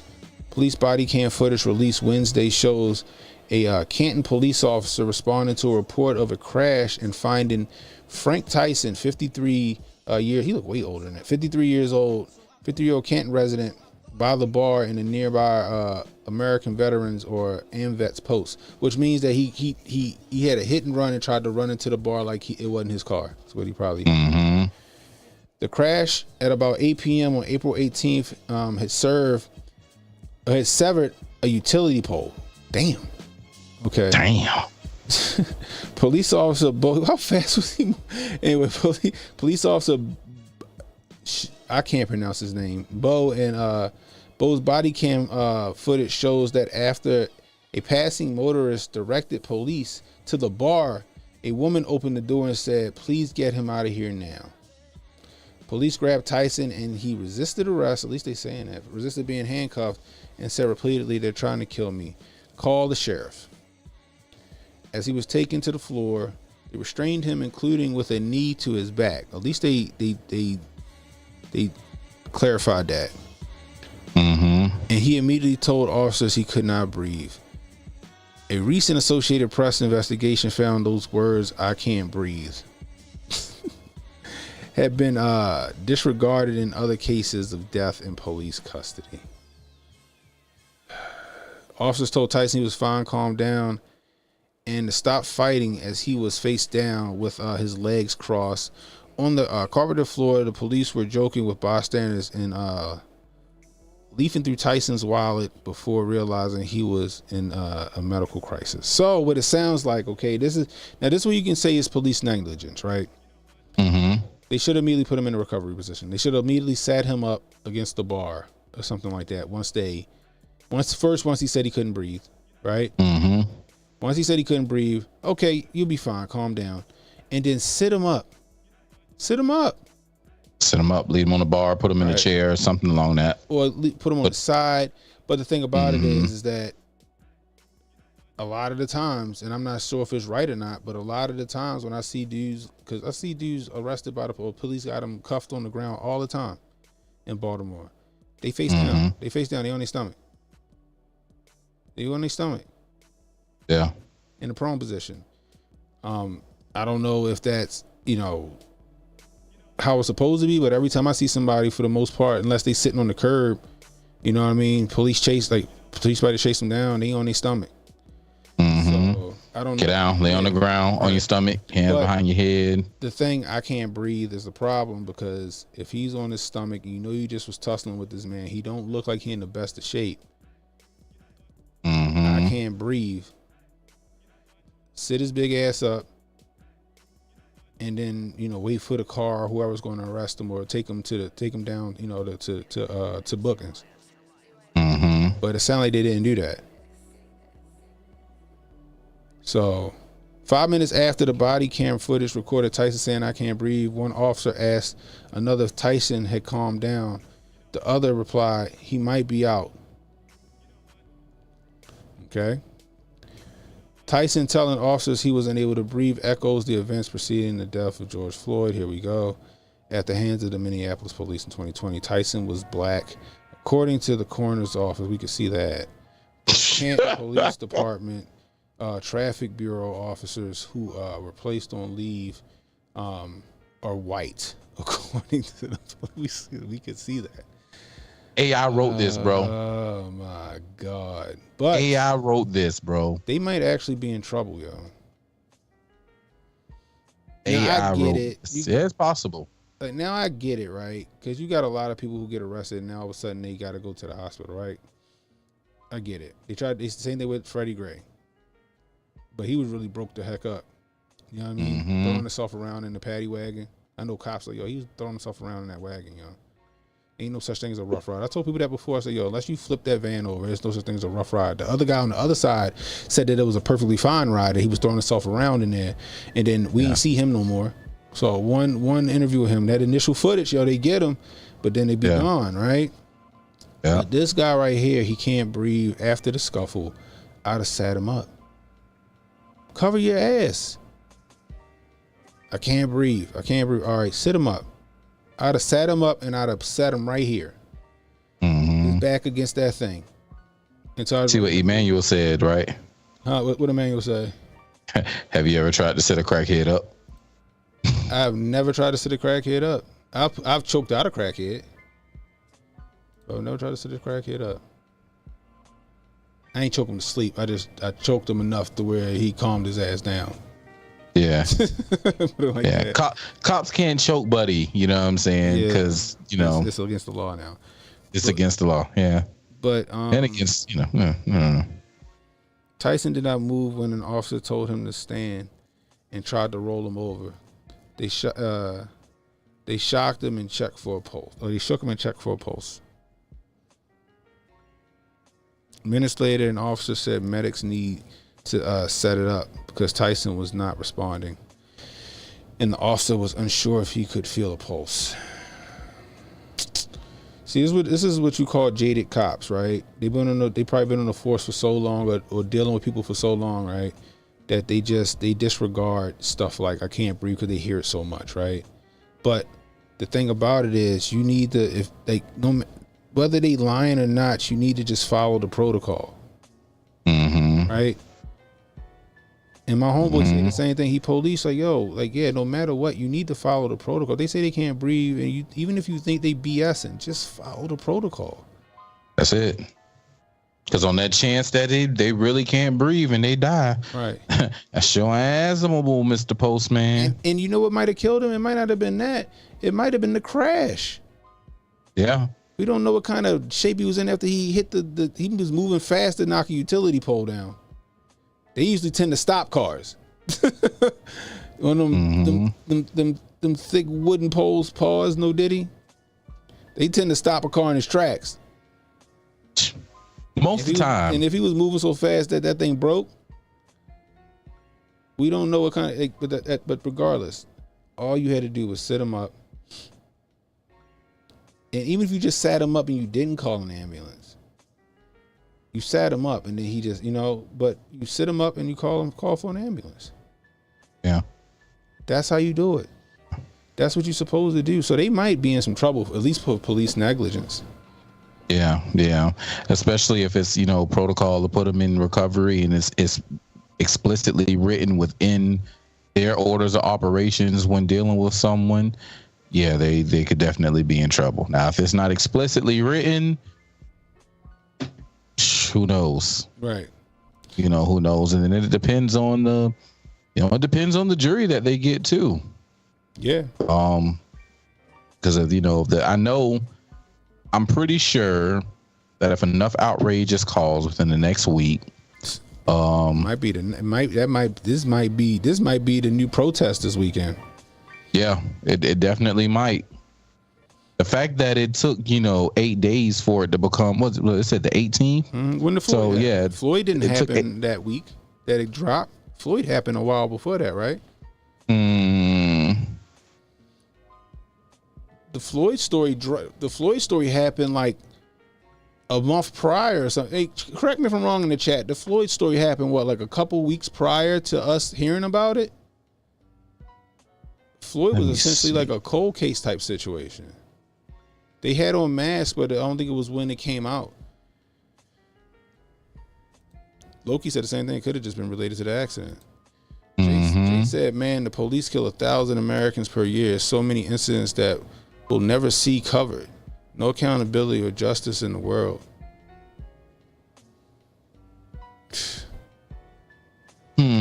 That's crazy. You sure Floyd was instant, yo? I could have swore Floyd happened like kind of how Ahmaud Arbery happened, because we found out about Ahmaud Arbery some weeks later. I feel like Floyd happened like 2 weeks prior or something like that. See, helping stay. No. Don't say nothing about the other stuff. When was the aftermath? Let's go to the aftermath. Was it instant? Maybe it was. It had to be. It had to be within a week. Within a week of it happening, all the protests and stuff, because he died on May 25th. Let me see. Mass protests demanded George Floyd in some cases, demonstrating police brutality in their own countries, took place in 2000 cities, United States, around the world. By May 30th, 12 U.S. states called up the National Guard. So within 5 days. Yeah. Okay, got it. No, Ahmaud didn't deserve to die at all. And I remember I was just coming on the scene back then, but yeah, Ahmaud didn't deserve to die, and I said that. Yeah. I remember I was in Bryson had a Spaces, and like I was like this before I knew Bryson like that, and I don't think he knew who I was at the time, but he was like, people wasn't asking the right questions, right? I wasn't trying to debate him, but it was a debate, but I was asking questions to kind of trap him, because the McMichaels were the aggressors, so I had to get Bryson to admit that they were the aggressors without him knowing he was admitting that they were the aggressors. Right? But yeah, Ahmaud Arbery didn't deserve to die at all. That whole situation was screwed up, man. And I tell people, like I said, I'm close to. Boy, it was live on Facebook. Yeah, I ain't know that. Sam Tripoli says these rituals and sacrifices. Maybe he's not wrong. No, as we see the rituals and sacrifices happen all the time. We see some of them be straight up sacrifices that they deliver on, and some of them be like they turn into rituals based on the energy that's being placed inside of them. Yeah, that's what I'm learning. Yeah, Philando Castile, he didn't deserve it either. It was an amped up cop with his finger on the finger. They all was crazy, man. Yeah. That, like I said, the Arbery thing, like I said, I'm close to the situation. So it was easy. It was really easy to get a lot of information. It was information that people didn't get on that whole case. Do I think that he deserved to die? No, I don't think he deserved to die. I do believe that he put himself in position to where he was unalived. I mean, it's just what it is. I don't care who gets mad about it. I had my position on it when I first seen it. Right, I didn't care. I'm not gonna say I didn't care. They was like, well, he was jogging, and then I'm like, okay, lie. But then they said, well, he went into the house or whatever, and I was looking at the house and like, oh, that's like a new build or a renovation. Okay. And I said, all right, well, let's get to the facts of the matter. Okay, let's just say he went in there and he was looking for something to take, right? And then one of the McMichaels comes out of the house and says, hey, I don't care if he said, hey, you N-word. Like, what are you doing? Whatever. I don't know what he said, right? And then Ahmaud takes off running. At that point, he is no longer a threat anymore. But y'all want to Bo and Luke Duke it and jump in the back of the pickup truck. Jump in the pickup and that's the South. Yeah, Nick, bro, we do it. You feel me? Yeah. And that's where I get in and I get into it with people here, right? Because we do it. We do it. I'm us. We do it. When somebody break into our ish, we go see about them, and we do this. Right. You know what I'm saying? So like, because I understand the racial tension. It was a racial time. Trump was in office. Yeah. Everything they look at is white folk being racist, and not, hey, this person is taking care of their neighborhood no less than what you do to yours, no less than what you say you want to do to yours. But you know what I'm saying? Right? My thing about it was like, all right, he's running. He's no longer a threat. Y'all chase him down in the pickup truck, right? Then you got another guy that's kind of pinning him because he's recording in his car. Wasn't an empty lot, Schofield. Go ahead. And then I'm like, all right, you got this one guy recording, right? And I'm putting myself in Ahmaud Arbery's shoes, and I know what I would do. So like this, that's just like this is even. It doesn't matter if he was just jogging through the neighborhood or he did something, he ran away. He was no longer a threat, right, or danger. You can observe and report at that time. You can follow him until the police catch up to you, right? But what they did was they tried to head him off at the pass. You had the other car behind him where he couldn't like turn around and go somewhere else, right? You got these people chasing you. You in a neighborhood you don't know about. You look ahead, you see the pickup truck ahead blocking off traffic. One guy got a gun in the back of the pickup and the son is out of the car with his shotgun. I'm not about to get drug off in the woods on some wrong turn shit. You know what I'm gonna do? Right. Y'all gonna have to kill me. Y'all not taking me. I don't know what y'all want to do with me. So y'all not about to take me and drag me off into some shed somewhere with some vigilante justice or something like that. No, you want to earn it. Yeah. And that's what he did. And that's what he did. But this is where people went wrong. he attacked the McMichaels. Like, no, he was defending his life because the McMichaels was the aggressors. They cut him off. They impeded his right to travel, and he was afraid. So he went after him. He see two guys with guns waiting for him to come up. Nah, y'all got to earn it. Yeah. Look, man, as a person. Just like I would do with a nigga in the hood. If I get robbed, mask off, everybody know if you get robbed, you get stuck up, mask off, guess what? You catching a hot one. Yeah.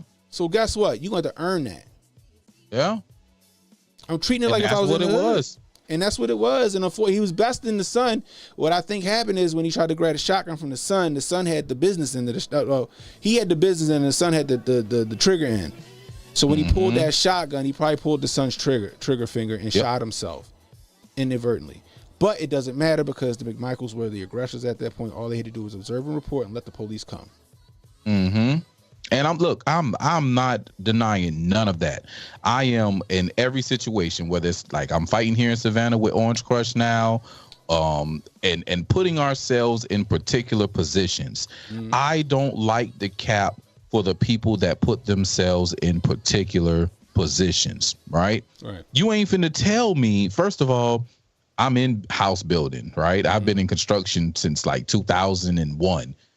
I have purchased a lot of hot shit from crackheads in the early 2000s. All right, I've done it.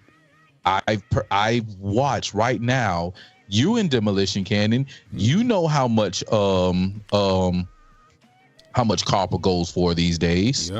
Yep. You know what I'm saying? It has gotten so bad on construction sites that one of the biggest industries right now is overnight security and camera security. That was never a part of the plan 20 years ago. I know how many people come in the hood, buy some they would call us for like materials. I would be dropping off something and the dude be in there pissed. All the copper gone out the daggone job. All of it. They're like, we just put this in. We just put this conduit in. Gone. We just put this plumbing in. Gone. You know, so it's like when you have, and this is where I talk to my people and I try to have these conversations because these are sad situations. I don't believe any of us should be buried in any of these circumstances. We shouldn't be in these circumstances to where we have to bury our kinfolk, right? Right. But when we put ourselves there, when we do certain things, when we know the block is hot, right? We know what's gonna come with it. Especially in 2020, just like you hurting to get some money, it's some people who was hurting who spent this money to make this happen. Everybody hurting right now. You know, so it's like we gotta do should homie have died? No. But was he innocent? Hell no. No, he wasn't. And I'm not going to paint. Again, I'm here. I am not going to. Because I remember when Brandon Tatum went off on HJ, I was watching that, and that's before like I knew HJ and them, but I'm watching that and I'm like, yo, Brandon Tatum, like, as a cop, like, you wrong, yo. Yeah. You wrong. The Michaels were the aggressors the entire time. They chased him. He was no longer once he ran away, he was no longer a threat. And that's how almost every state works. I can't go. So if like, for example, right, guys, let's just say I'm walking down the street and I see a woman being accosted by a guy, right, being robbed or something, and I say, "Hey, what is you doing?" And I pull my gun, and he runs. Guess what? I cannot do.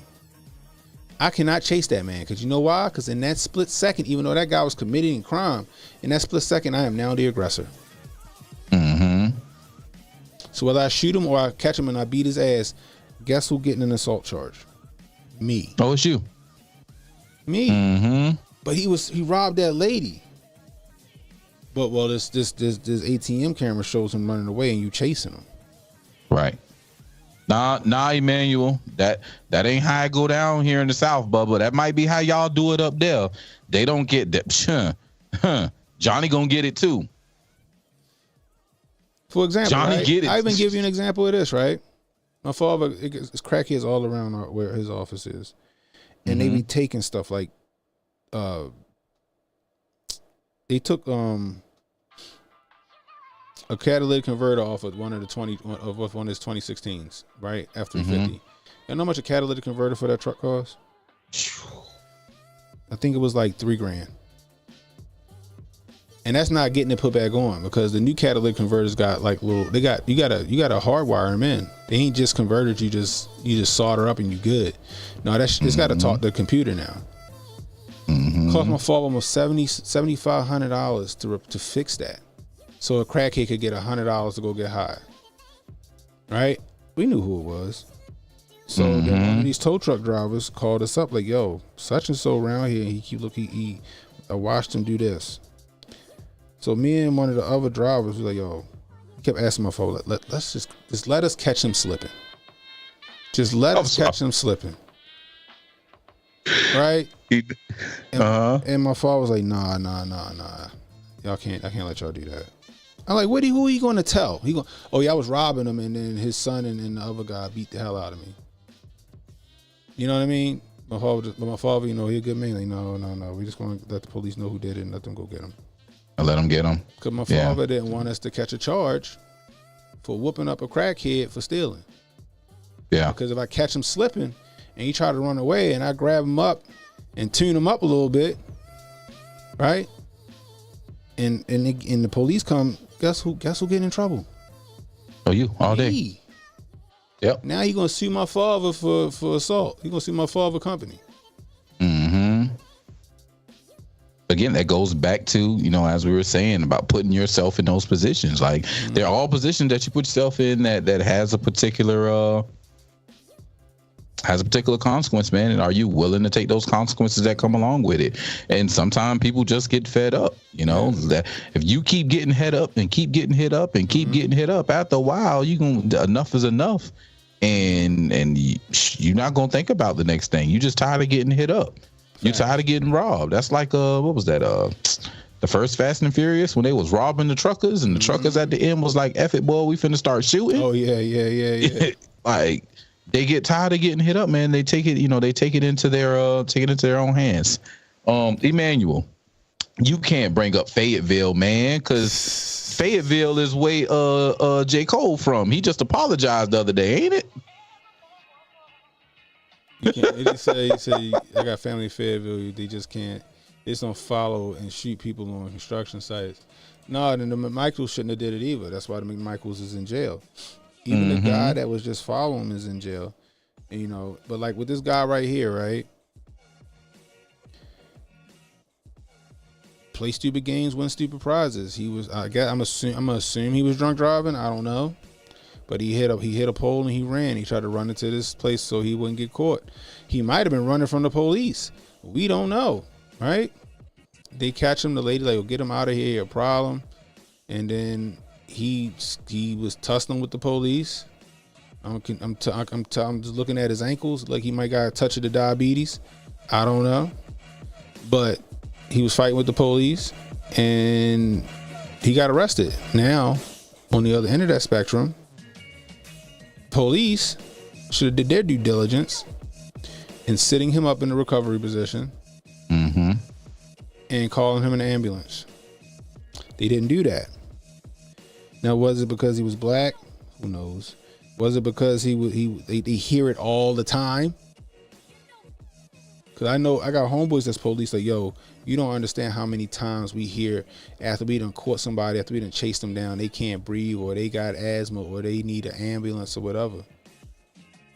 He said you get it all the time because it delays them going down bookings.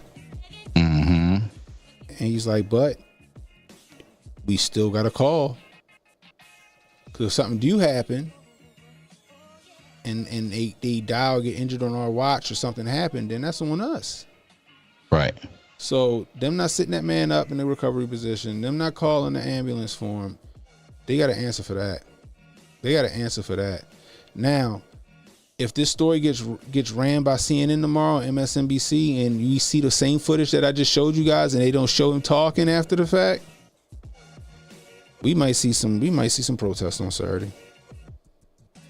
Yep. We might see some protests on Saturday. I don't know. I don't know if this story is making the rounds yet, or if it's going to make the rounds, if it's going to get off the ground. It could very well get off the ground. Because right now we got a powder keg. And like I told you guys a couple of days ago, now all we need is a martyr. Now all we need is a martyr. I'm just saying. You said it was going to be a Palestinian. I did think it was going to be a Palestinian with a redacted cop's boot on his neck. Yeah. I said that. I said it's going to be a redacted cop with his boot on the neck of a hijab. Yep. It'd be crazy if one of them cops is a redacted. Oh, maybe the dude with the name you can't say. Maybe it's the dude with the name I can't say. Holy smokes, that'd be crazy. But like I said, all we need is a martyr, and look, we might get one. I don't know. Anyway, hey Rudy, go ahead, call back in, yo. You said you had a story. You can call back in. You got it. But yeah, that's crazy. It's just, man. But you can see it. It's always written on the wall. You can see the play. They Unc was like, yo, who keep going to the same playbook? And I'm like, we already know they not opposed to like not using the same play. Hold on. Yo. Ken. Yeah. Well, I got a story for you, man. So, 96, man, I was taking a bus, man, from St. Louis, Missouri, to Norfolk, Virginia. We pulled over in Pittsburgh, man, and then we were just outside of Baltimore. Mm-hmm. We picked up this shady Mexican dude in Pittsburgh. So I was sleeping in the seat. I was sleeping in my bus seat. We were riding down the highway. I come flying out the bus seat. Mexican freaked out and started grabbing the steering wheel of the bus while we were moving down the interstate. Oh, hell no.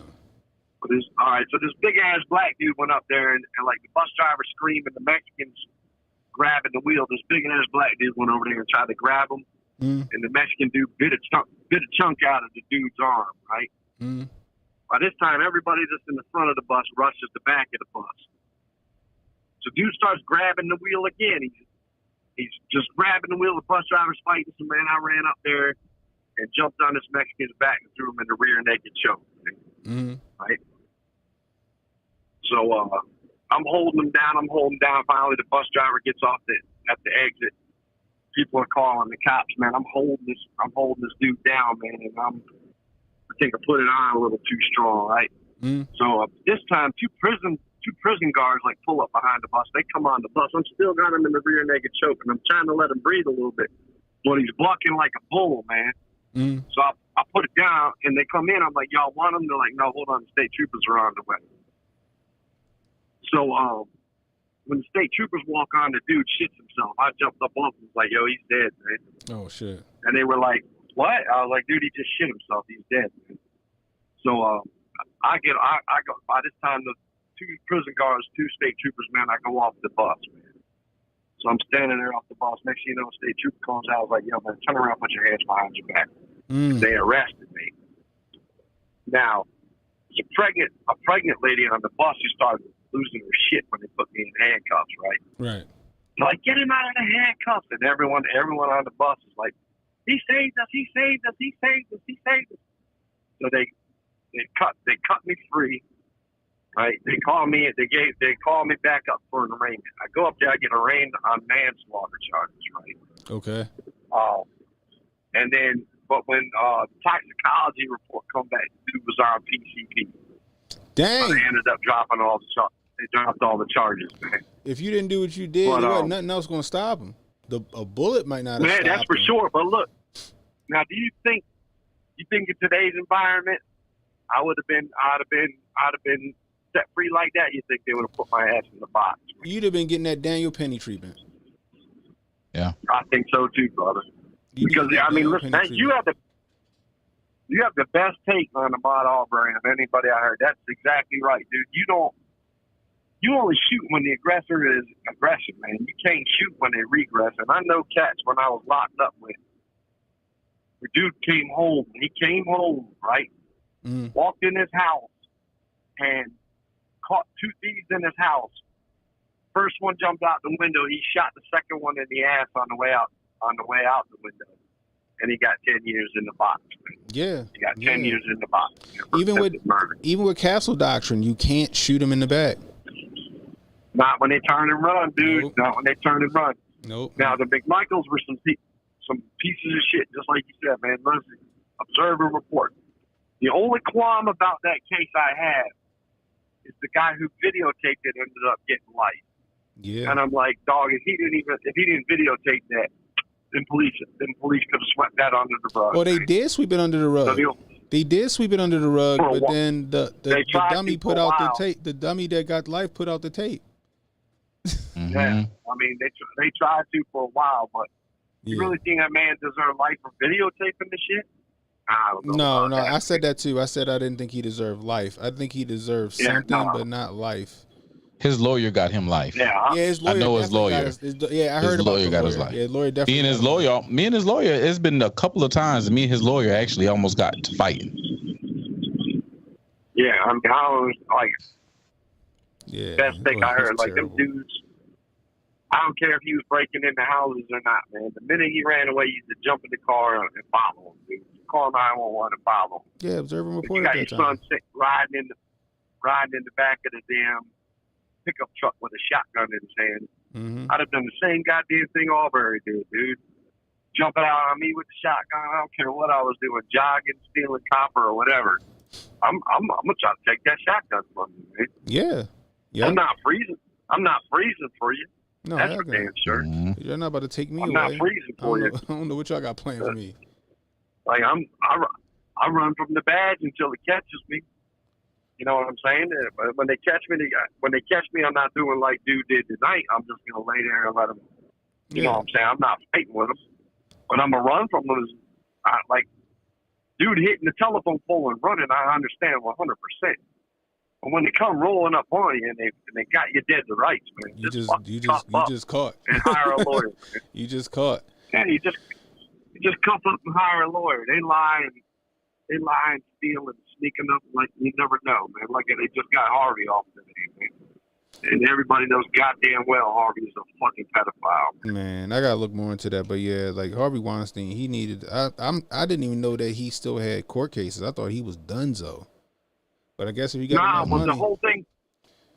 Well, the appeal in New York was all about using witnesses that didn't file on to the original lawsuit. But he's still guilty on doing the 16 years that was ran concurrent with California. Oh, okay. Now what we need to watch is American. There's an appeal case coming up in the California court system right now. Now, if he gets out on that appeal, then we got a fucking issue, man. Because everybody knows it, man. Everybody knows what Weinstein was doing. They known about it for years. It was no secret in Hollywood. Now let's just see if he gets that appeal in New York. Loki said he heard Oprah got it overturned. That's crazy. It's just he's joking, right, Loki? Is that a real thing? But go ahead, Rudy. You never know what that guy. Look, I just wanted to tell you that story because you're talking about choking out a crackhead, man. Like, oh yeah. So I physically took somebody's life in the rear naked choke, man.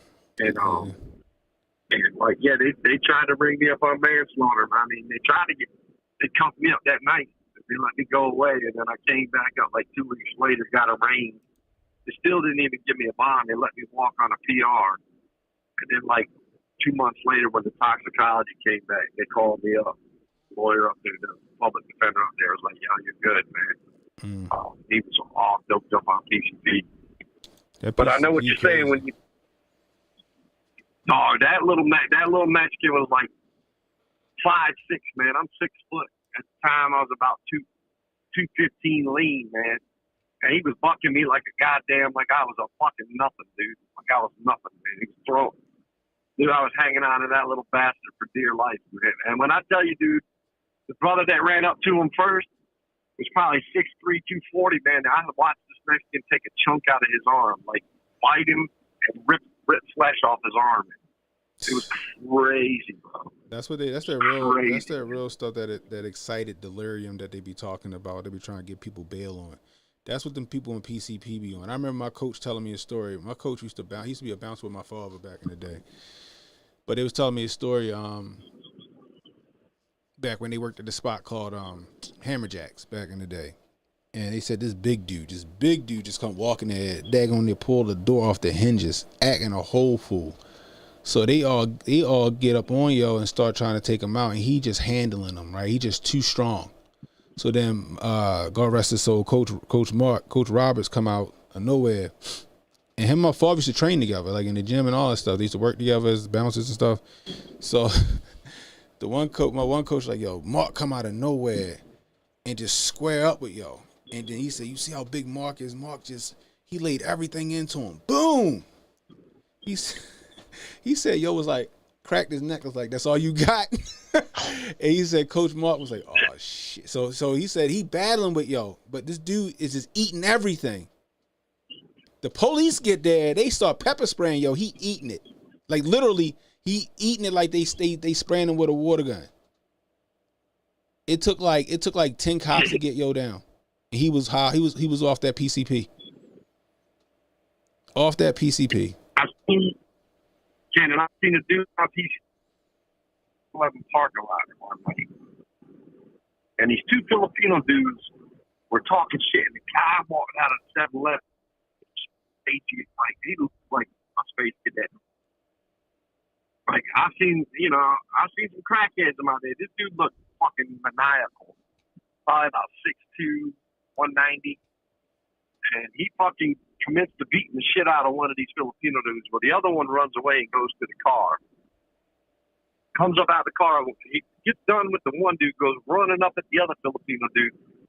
Man, I watched this dude put 7 rounds in the dude with a 25, and the dude ate all 7 of them rounds, grabbed hold of that kid, and beat him to a bloody pulp, and then ran off on the street. Man.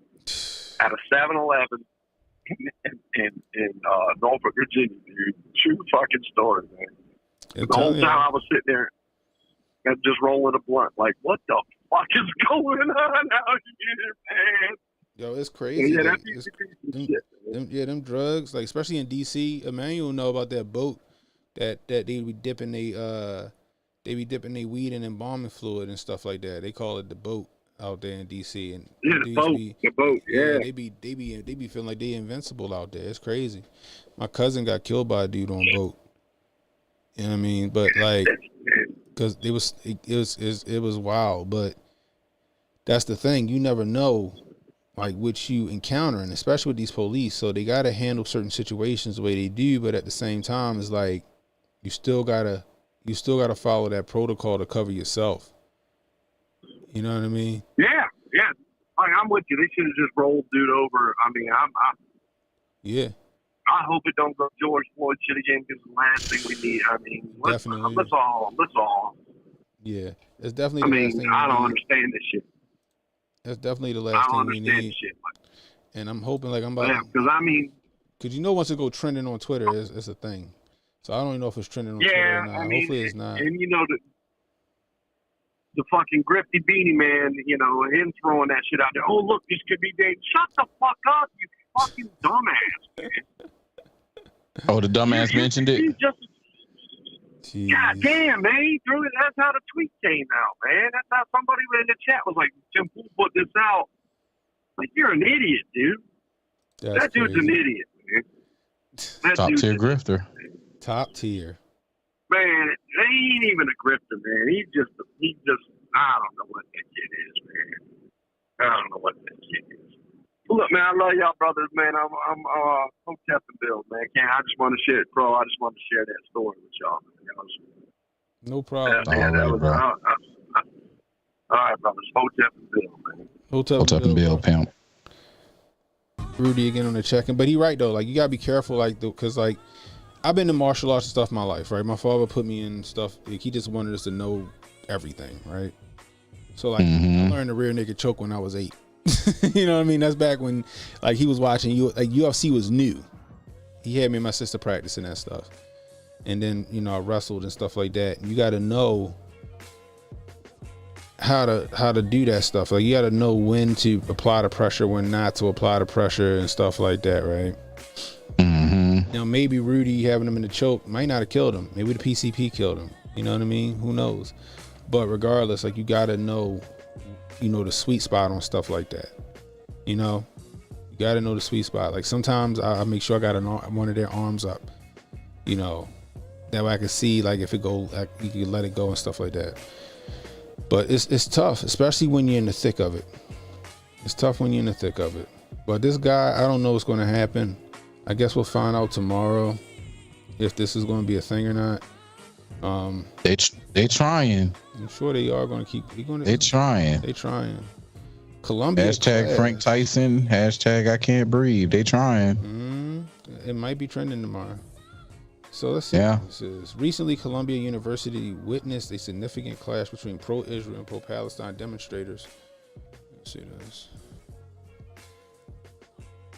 With tensions escalating as both sides engage in verbal confrontations, pro-Israel march led by Christian singer Sean Fushitz was met with opposition from pro-Palestinian protesters, some of whom expressed extreme views, including calls for expulsion of Zionist and anti-Zionist chants, which students reported harassment at targeted for their identity.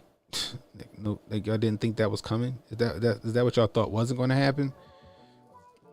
With some protesters shouting anti-Semitic remarks, the NYPD intervened, threatened to arrest pro-Israel protesters for obstructing traffic. Despite the tension, Jewish students and leaders held a seder on campus, emphasizing unity and solidarity. The situation remains tense, with a heavy police presence attempting to maintain order. I think it's going, man. Oh my gosh, it's gonna be chaos tomorrow, bro. Yeah, it is. It's gonna be a hot weekend. Damn, I don't even want to go to Atlanta now, man. God damn. Hey, yo, HJ, if you going down there tomorrow night, might be the night. Be careful though. That's all I'm gonna say. Be careful. That is crazy. Watch anti-Israel agitator threaten pro-Israel protester outside of Columbia University before NYPD stops in. Let's see what he said. Dick. You got tweezers? You got my dick. You got tweezers? You got a microscope? You got a microscope? You got a microscope? I'll break your face. I'll break your face. I bet you. I'll break your face. I'll kill your ass. Yeah. Gee, for what? Why? He started, and this whole video started off with a whole bunch of pause, no Diddy moments, bro. No Diddy. I captured this on the scene for the real Daily Wire. Oh man. Oh, it's gonna get real. How long before the Hebrew Israelites show up? I don't know. They might not show up because Hebrew Israelites they was down show up. Yeah, you're right. They was down at Orange Crush. You know what I'm saying? They ain't worried about that. I ain't gonna lie. You know what the Hebrew Israelite saying right now? That's white people business. Let them fight it out. 100%. Like I told y'all, man. Like my stance is, if you got this much smoke for a fight that you don't belong in, go join that fight. Go kit up. Go get your plate carry. Go get your rifle and go fight for the cause that you believe in. Go ahead. Yep. Go pull a Malcolm Nance. Go fight for the cause you believe in. Go kid up. You sitting here, y'all going to war with each other in America over the ideal of a war that you have no business in. Mm-hmm. It's the most first world problem thing I've ever seen in my life. Y'all got good at it over here. Y'all got nothing else to do but to argue with strangers in America over a fight overseas that we not even in. And we shouldn't be in. I hope we don't go in. Imagine if we do get into this thing, like, for real. Imagine if we get into this thing for real. We're going to see extremist behavior in America like we've never seen. Because I told you guys, this ain't just, this fight is biblical. Yeah. And most of these dummies out here that's out here in these protests, they don't even know what the protest is about. They just out there grifting, getting pictures. What is this? One of the Columbia students leading the protest posted this video stating that Zionists do not deserve to live. Let's hear this nonsense. Some in the media ignoring the words of the organizers and students involved because it's inconvenient to spin they prefer is irresponsible. What is this guy talking about? What do you think his pronouns are? Sassy and zesty. Yaz Queen. Let's find out. Always stand on business. Zionists, they don't deserve to live comfortably, let alone Zionists don't deserve to live. The same way we're very comfortable accepting that not the views and opinions expressed by this zesty guy does not represent the views of CannonHotep, Hotep Nation, or YouTube, or Rumble, or X. Viewer discretion is advised. Or protocol. Don't deserve to live. Fascists don't deserve to live. Racists don't deserve to live. Zionists, they shouldn't live in this world. If we're truly in it, and when I say in it, if we're truly living life. Who have entered the camp? I knew that was. I knew it. That's the guy that HJ was playing on the show. He got Jeffrey Dahmer glasses. Oh my goodness gracious. One step forward. Is that this guy? Yeah. We are going to create a human chain. We are going to create a human chain. Where I am standing. Where I am standing. How did he command all of that? How did he command all of that compliance? I just need to know. Come on, bro. Oh my gosh. Emmanuel says AKA Langley. Oh my gosh, bro. Oh my gosh, man. That's the real Bad Batch right there. I don't know if y'all are watching Star Wars Bad Batch, but that's the real Bad Batch right there.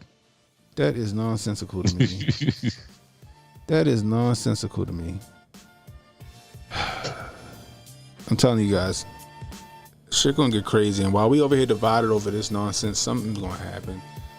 They might push that guy dying in the daggone bar. Then they may push. Then we might have some, because it's always the weekend when these protests start getting real spicy. Yep. It might get real spicy with these protests over the weekend. And while we busy fighting and watching this, something might slip between the cracks, and next thing you know, we 2 weeks to slow the spread again or something crazy. I see that coming. I see they're going to make a play, bro. They're going to make a play on the Dawn, bro. He do sound like Richard Slimmons. I'm a pony. Yo, I've been saying that. I told y'all. I said, yo, they going to go for his neck. They have to. His head. They already trying to pass legislation so he don't got protection in jail in case he go. They won't let RFK. They won't let RFK have any Secret Service, and we know what happened to his granddaddy. Mm-hmm. His daddy, his uncle. So y'all don't think that if Donnie T beats these cases, they not going to make an attempt? Shoot, they are, bro. The Supreme Court today. Trump about to pull another win up out the Supreme Court on their ass, bro. And it may very well be 9-0 or 7-2. Because even Ketanji Brown was sounding like, I don't know, man, y'all. We might open up a door that we don't want to open up, bro. We start charging this man with stuff. Do y'all know how many other presidents we going to have to charge with stuff? Like, that's kind of the lines her questions was going on today. Because understand this. The case that Trump is getting, they seeing in New York, they already had this case. Yeah. They already had this case. Yeah. And he won. Matter of fact, Cohen perjured himself in the case. And they're using him again as an expert witness in the same case. Stormy got to cut a check. Yeah, Stormy got to cut a check for her case, yep. Not to mention the one McDougal, she's like, I loved him. And then Stormy said, yeah, I let him bust it so I can get ahead. It was no affair. I just was trying to get ahead. She probably was trying to get on the daggone apprentice or something stupid. Like, I don't even understand, because she wrote a letter saying that it didn't even happen. That letter looks suspect, though, because there's a lot of typos and stuff. Maybe she did and she just dumb. But the thing about it is that, yeah, it's the same case, essentially. And Alvin Bragg knows that. He's just doing what he's told. That's all. Alvin Bragg, Fannie Willis, what the chick name is in New York, Letitia James, all of them. They just doing what they're told. They're being good boys and good girls, so they could possibly get that dream job that they want if they can keep Biden in office. Yeah. But I really feel like there's something else at play. I don't even think. I don't think we're going to have an election this year, man. I don't know. It's looking real sketchy. Like I told HJ on this channel the other day, if we do, Donnie T might be the last president, you know? Yeah. That book might play out. I don't know. It's definitely going to be wartime situations because, like, the liberals aren't going to lay down. The ones who are just dyed in the wool, just straight up crazy, they're not going to lay down. There's a lot of folk, bro, that are definitely going to who are going to vote for Donnie T. Yeah. Mm-hmm. That definitely siphon numbers away from Joe Biden and them. Yeah. And they're scared of that. So, you know, that won't be able to give the cover for their cheat again. And the people who are outwardly spoken on it is not in their favor either. So that won't give, you know, cover for their cheat again. And, you know, if we do make it to a November election and Trump wins, you know, even if it looks like Trump is winning on the advanced voting, because, you know, they got a whole month of voting before we even get to an actual election day. So if it even looks like it's going the way of Trump to them in the very beginning, I think they'll press the button before we even get to the November election. But if just by some chance we make it to the November election, they're going to announce him as, you know, the president-elect, and something crazy is going to happen. Yep. Exactly. What's up, Fresh Mike in the building? A dumb stripper never heard of. Man, I'm telling you, it's going to get crazy, and they already trying to figure out how to circumvent it so they can kill him. Mm-hmm. You know, I'm sorry, that's what I think, and I've been saying it. I've said it before everybody else said it. I said he gonna go for his neck. I said, y'all, how many times y'all heard me tell, you know, just say on the stream, he better keep his head on the swivel and protect his neck. I'm telling you, the more he keep winning, the more they can't stop him, the more they considering getting Bob Lee swaggered. Yep. That's what scared me about that bodega trip he did. What was that, last week? Oh, yeah. When he went to the bodega, I mean, he was out, too. He was out there, big and bold, strutting. I'm seeing him like, boy, what'd he say? You a brave man. What'd he say on Shooter? The minute you think you got it all figured out, you're wrong. Yeah. I was like, boy, you's a bad man, boy. You my dog, but cuz ain't no way I'd just be out there. And I know they owe me. Nah, man, I'm moving a lot better than that one. Look at this poll. A lot better. 51% support mass deportations, including 42% of Democrats. Mm-hmm. Oh, bro, did you see Nickel Slick and them pushing for marijuana to be taken off of the scheduled drugs? Say what? Nickel Slick and Kamala are pushing that. They put out a post and she said something like, no one deserves to be in jail for marijuana. I mean, let me go. Let me see. I think I put it on my Twitter. This was Kamala D. Harris saying that no one should be in jail for marijuana. She said it just the other day. Dang, what's wrong with my egg? Man, Elon tripping. Let me go to her page right quick. Kamala Harris. Media. And where are you? There it is. No one should be jailed just for using or possessing marijuana. And this is a quote from Joe Biden that Kamala Harris shared. I told people that they was going to use this, yeah, of course, as a break glass. You know what I'm saying? Yeah. When Trump is kicking their ass, like, oh Lord, get the weed. Yeah, they desperate. But this is funny, yo. Check this out. I never even knew about this story, but this is going to backfire too. Justin, David Pecker testified. Jeez, pause. Pecker. David Pecker testified that he signed an agreement with Karen McDougal. That's the one that's like, I loved Trump. I loved him. She was in love with him. To buy her story for $150,000 and run her fitness columns in his paper. We didn't want the story to embarrass Mr. Trump or hurt the campaign, Pecker said. When asked who we meant, he said himself and Cohen. Okay. Interesting. When asked if anyone knew about the contract, Pecker said he believed Trump knew. Now, if I know that this lady who just went on live television and told all these people that I loved him, I'm sure the story can't be all that bad, huh? So, anyway, he said he believed that Trump knew. The defense objected because normally speculation isn't allowed, but the judge allowed it. So it says, so Pecker doesn't even know if Trump knew about any of this.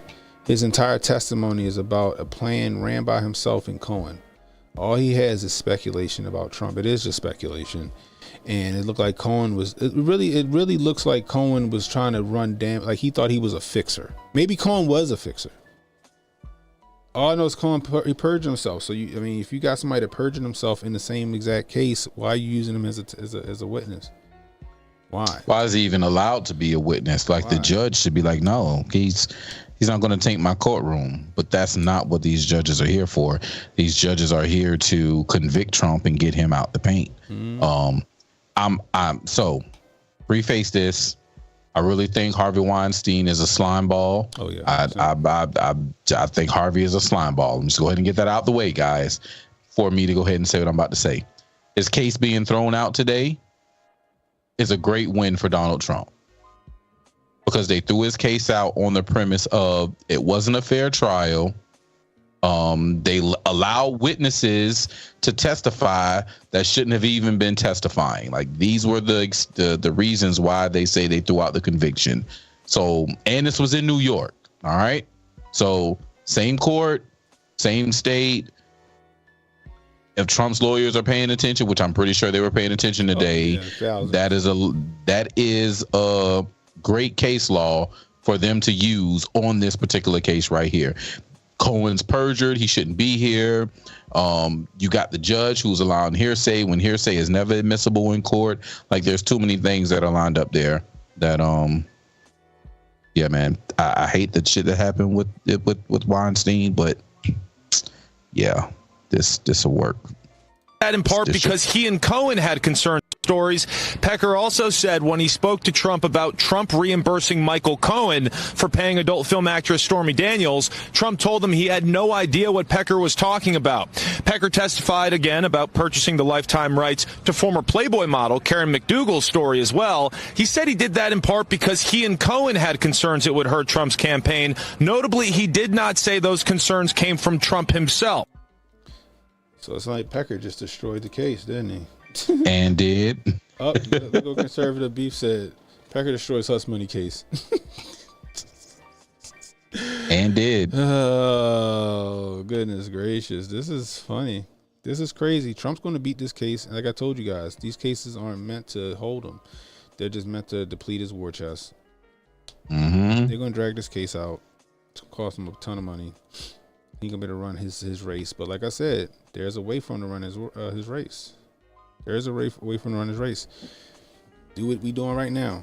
Live stream the debates that he can't be at. You can pause it. You ain't got no time frame. People going to tune into you more than they're going to tune in. They want to see what you got to say. Even the haters are going to see what you got to say. Free promo. Free publicity. Free publicity. If Joe Biden can win the election sitting in the basement, Donnie T can win the election. What is this? Look at this. UT Austin. In a significant wave of pro-Palestinian protests across U.S. universities, the University of Texas at Austin witnessed a major demonstration leading to the arrest of 57 people? Dang! The protests, which have been occurring nationwide, are in response to a call for universities to divest from companies with ties to Israel and to expose opposition to Israel's actions against Hamas. to expose Israel's actions against Hamas. Okay. Now, if it said the Palestinians, then okay. But you're saying Hamas, so you're saying toward a terrorist organization. Gotcha. Whatever. Sound like you're defending Hamas. And the deaths of innocent civilians.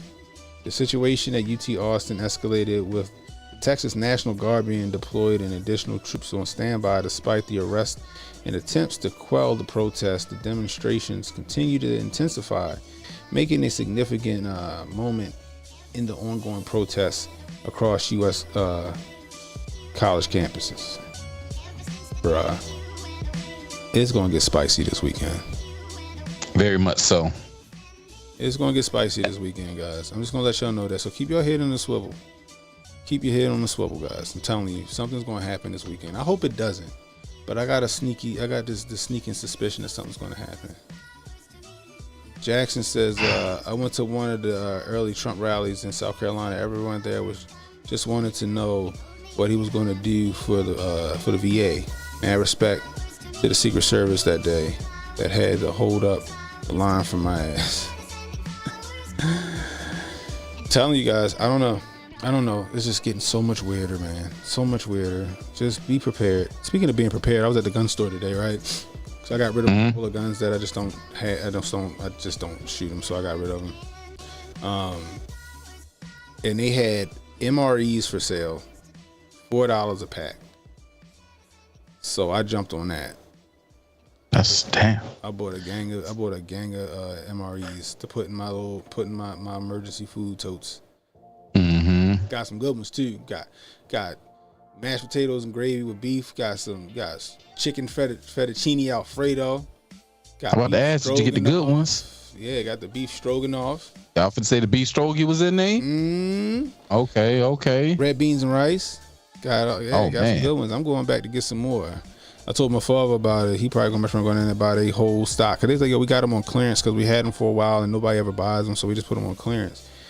And I remember they had them on sale. It was like $15 a bag, a pack. So I was like, man, nah, that's expensive. I'll just get some oodles and noodles. But when I seen that, I said, it's a clearance. He's like, yeah. He's like, they still got some time on them. So I look on the back. They still got 6 years left. I'm like, just give me these. Yeah. So just add water. You know, that's the win. Did you get a life water tank, man? I got a bunch. I got the Sawyer ones. So okay. I got a Sawyer one that it do like 100,000 gallons.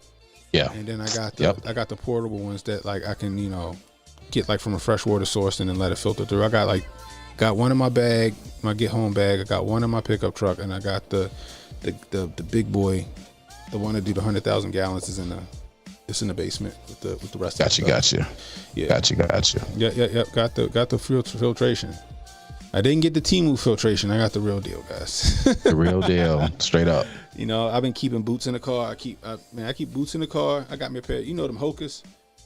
Mm-hmm. I got the boots. Them boots are so comfortable. For real. And they Gore-Tex, so they rain. They waterproof essentially a little bit, but they comfortable. So I keep them in the car, with the bag.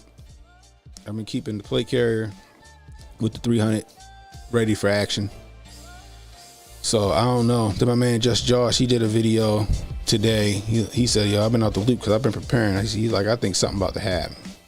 So I just been having a sneaking suspicion, just looking at trends, looking at what's happening. There's so much chaos happening. Something's going to come to a boiling point and something's going to happen. I don't know what's going to happen. I hope it's not no EMP or nothing like that. But something's going to happen, guys. And I think it's going to be significant. We'll see. But anyway, that's all I got tonight. You got anything else you want to talk about? Nah, man, that's about it. It's probably getting good in my time anyway. Daddy, I was clocking pretty fast. Yeah, who you telling, bro? Straight up. I gotta take my daughter to the bus stop and some more stuff. So we'll see. But anyway, tell everybody. Damn, I can't show that. That's crazy. Oh my God, no. Why is that on? Oh my God. Send that to my inbox. Send that to my inbox. Bro, I can't show that on YouTube, y'all. Yeah, that's a Rumble. Look, your face said Rumble only. Yeah, that's Rumble only, bro. Oh my God, that is brutal. Holy smokes. Anyway, Yeah. Tell everybody where they can reach you guys. Absolutely. Well, you can find me Instagram, Twitter, formerly known. It's now X Seaport Pro. That's CPORTPRO. Every Friday night flights. It's over there it's on YouTube as well. That's protocol, but you can get that in the link off of X. Every Friday night, 8 p.m. Eastern Standard Time. Friday night flights, man, it goes down. And I talk about a lot of local issues here in Savannah, but I talk a lot of national and global things too. So check in with me there. And then Sunday nights, my partner Fresh Mike, who you guys have seen in the chat a few times tonight, we do Rumble on Rumble, also 8 p.m. But that's on Sundays. Check us out, man. We do some great conversation over there, man. We talk on some current events, we talk about local things. We interview, man. We've had Bryson Gray, we had Shane Cashman, and a few more greats are going to come on, like CannonHotep in the very near future. So you guys stick around. It's pure greatness, man. I'd love to have you over with the Frequent Flyers and the Ringside Rumblers. Bro, I gotta show this because this dude need his lights cut out. He need his light shut off. He need his light shut off, yo. Your discretion is advised. This is what they let happen, yo. What did Alex just say? There are demons out in the open. If they infest the school system of the Western world, they're coming for your children. I'm just gonna leave it like this. Just watch. Fuck's all this about? Whoa.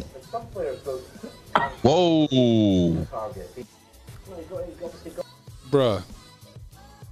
Lights should be immediately shut off. Whoa. Lights should be immediately shut off.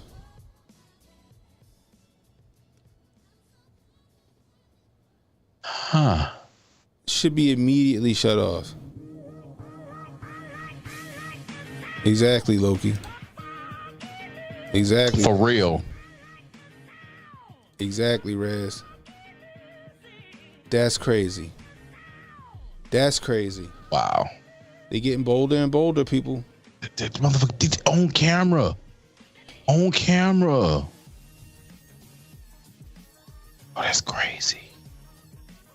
Nah, it wasn't about what was being said, Rudy. It wasn't what he said, Rudy. I'll send it to you. I'm gonna send it to your inbox, Rudy. It wasn't what he said, bro. Damn, that's crazy, boy. They bold for real. They out here, bro, and they out here and loving every minute of it. I'm telling you. Every minute. He should have been immediately just lights out. Lights out. Jeez. And I gotta end the show on that like that. Oh my God, guys. Look, y'all, if y'all ain't right with Jesus Christ, man, get right with Jesus Christ. I'm gonna tell you that right now because these birth pains are getting really, really, really frequent. The way everything that's happening in the world right now, I mean, that was some like Alex Jones said, that's some demon stuff, yo. That dude was literally on demon time. You know what I mean? Like, we seeing it. The Euphrates River is drying up. And they said once that thing dried up, them 4 angels gonna blow that horn. And I hope you ain't on the wrong side of things when them 4 angels blow them trumpets. I'm just gonna tell y'all that. Right. Anyway, it is late. I gotta get up in 2 hours. Yeah, I'm right behind you with 3. Yeah, so anyway, if you're new, hit the like, hit the subscribe button, hit the notification icon to let you know I got new content coming out. Please share this stream. Let people know we live. You catching the replay, leave a comment. Let me know how I'm doing. I can use that constructive criticism, guys. You want to donate to the channel, $ CannonHotep on CashApp, Super Chats, Rumble Rants. Always welcome, guys. Hey, Protocol, appreciate you, bro, stepping in. Ain't no problem, brother. Anyway, until next time, it's CannonHotep saying be safe, stay strapped, don't miss, and don't worry about tomorrow, guys. Tomorrow got enough problems of his own. Worry about the day. Be present today, guys. Go and tell your family you love them. Anyway. CannonHotep, I'll holler at you. So relax and take notes. Niggas need to wake up. Niggas need to relax and take notes. Niggas need to wake up. Niggas need to relax and take notes.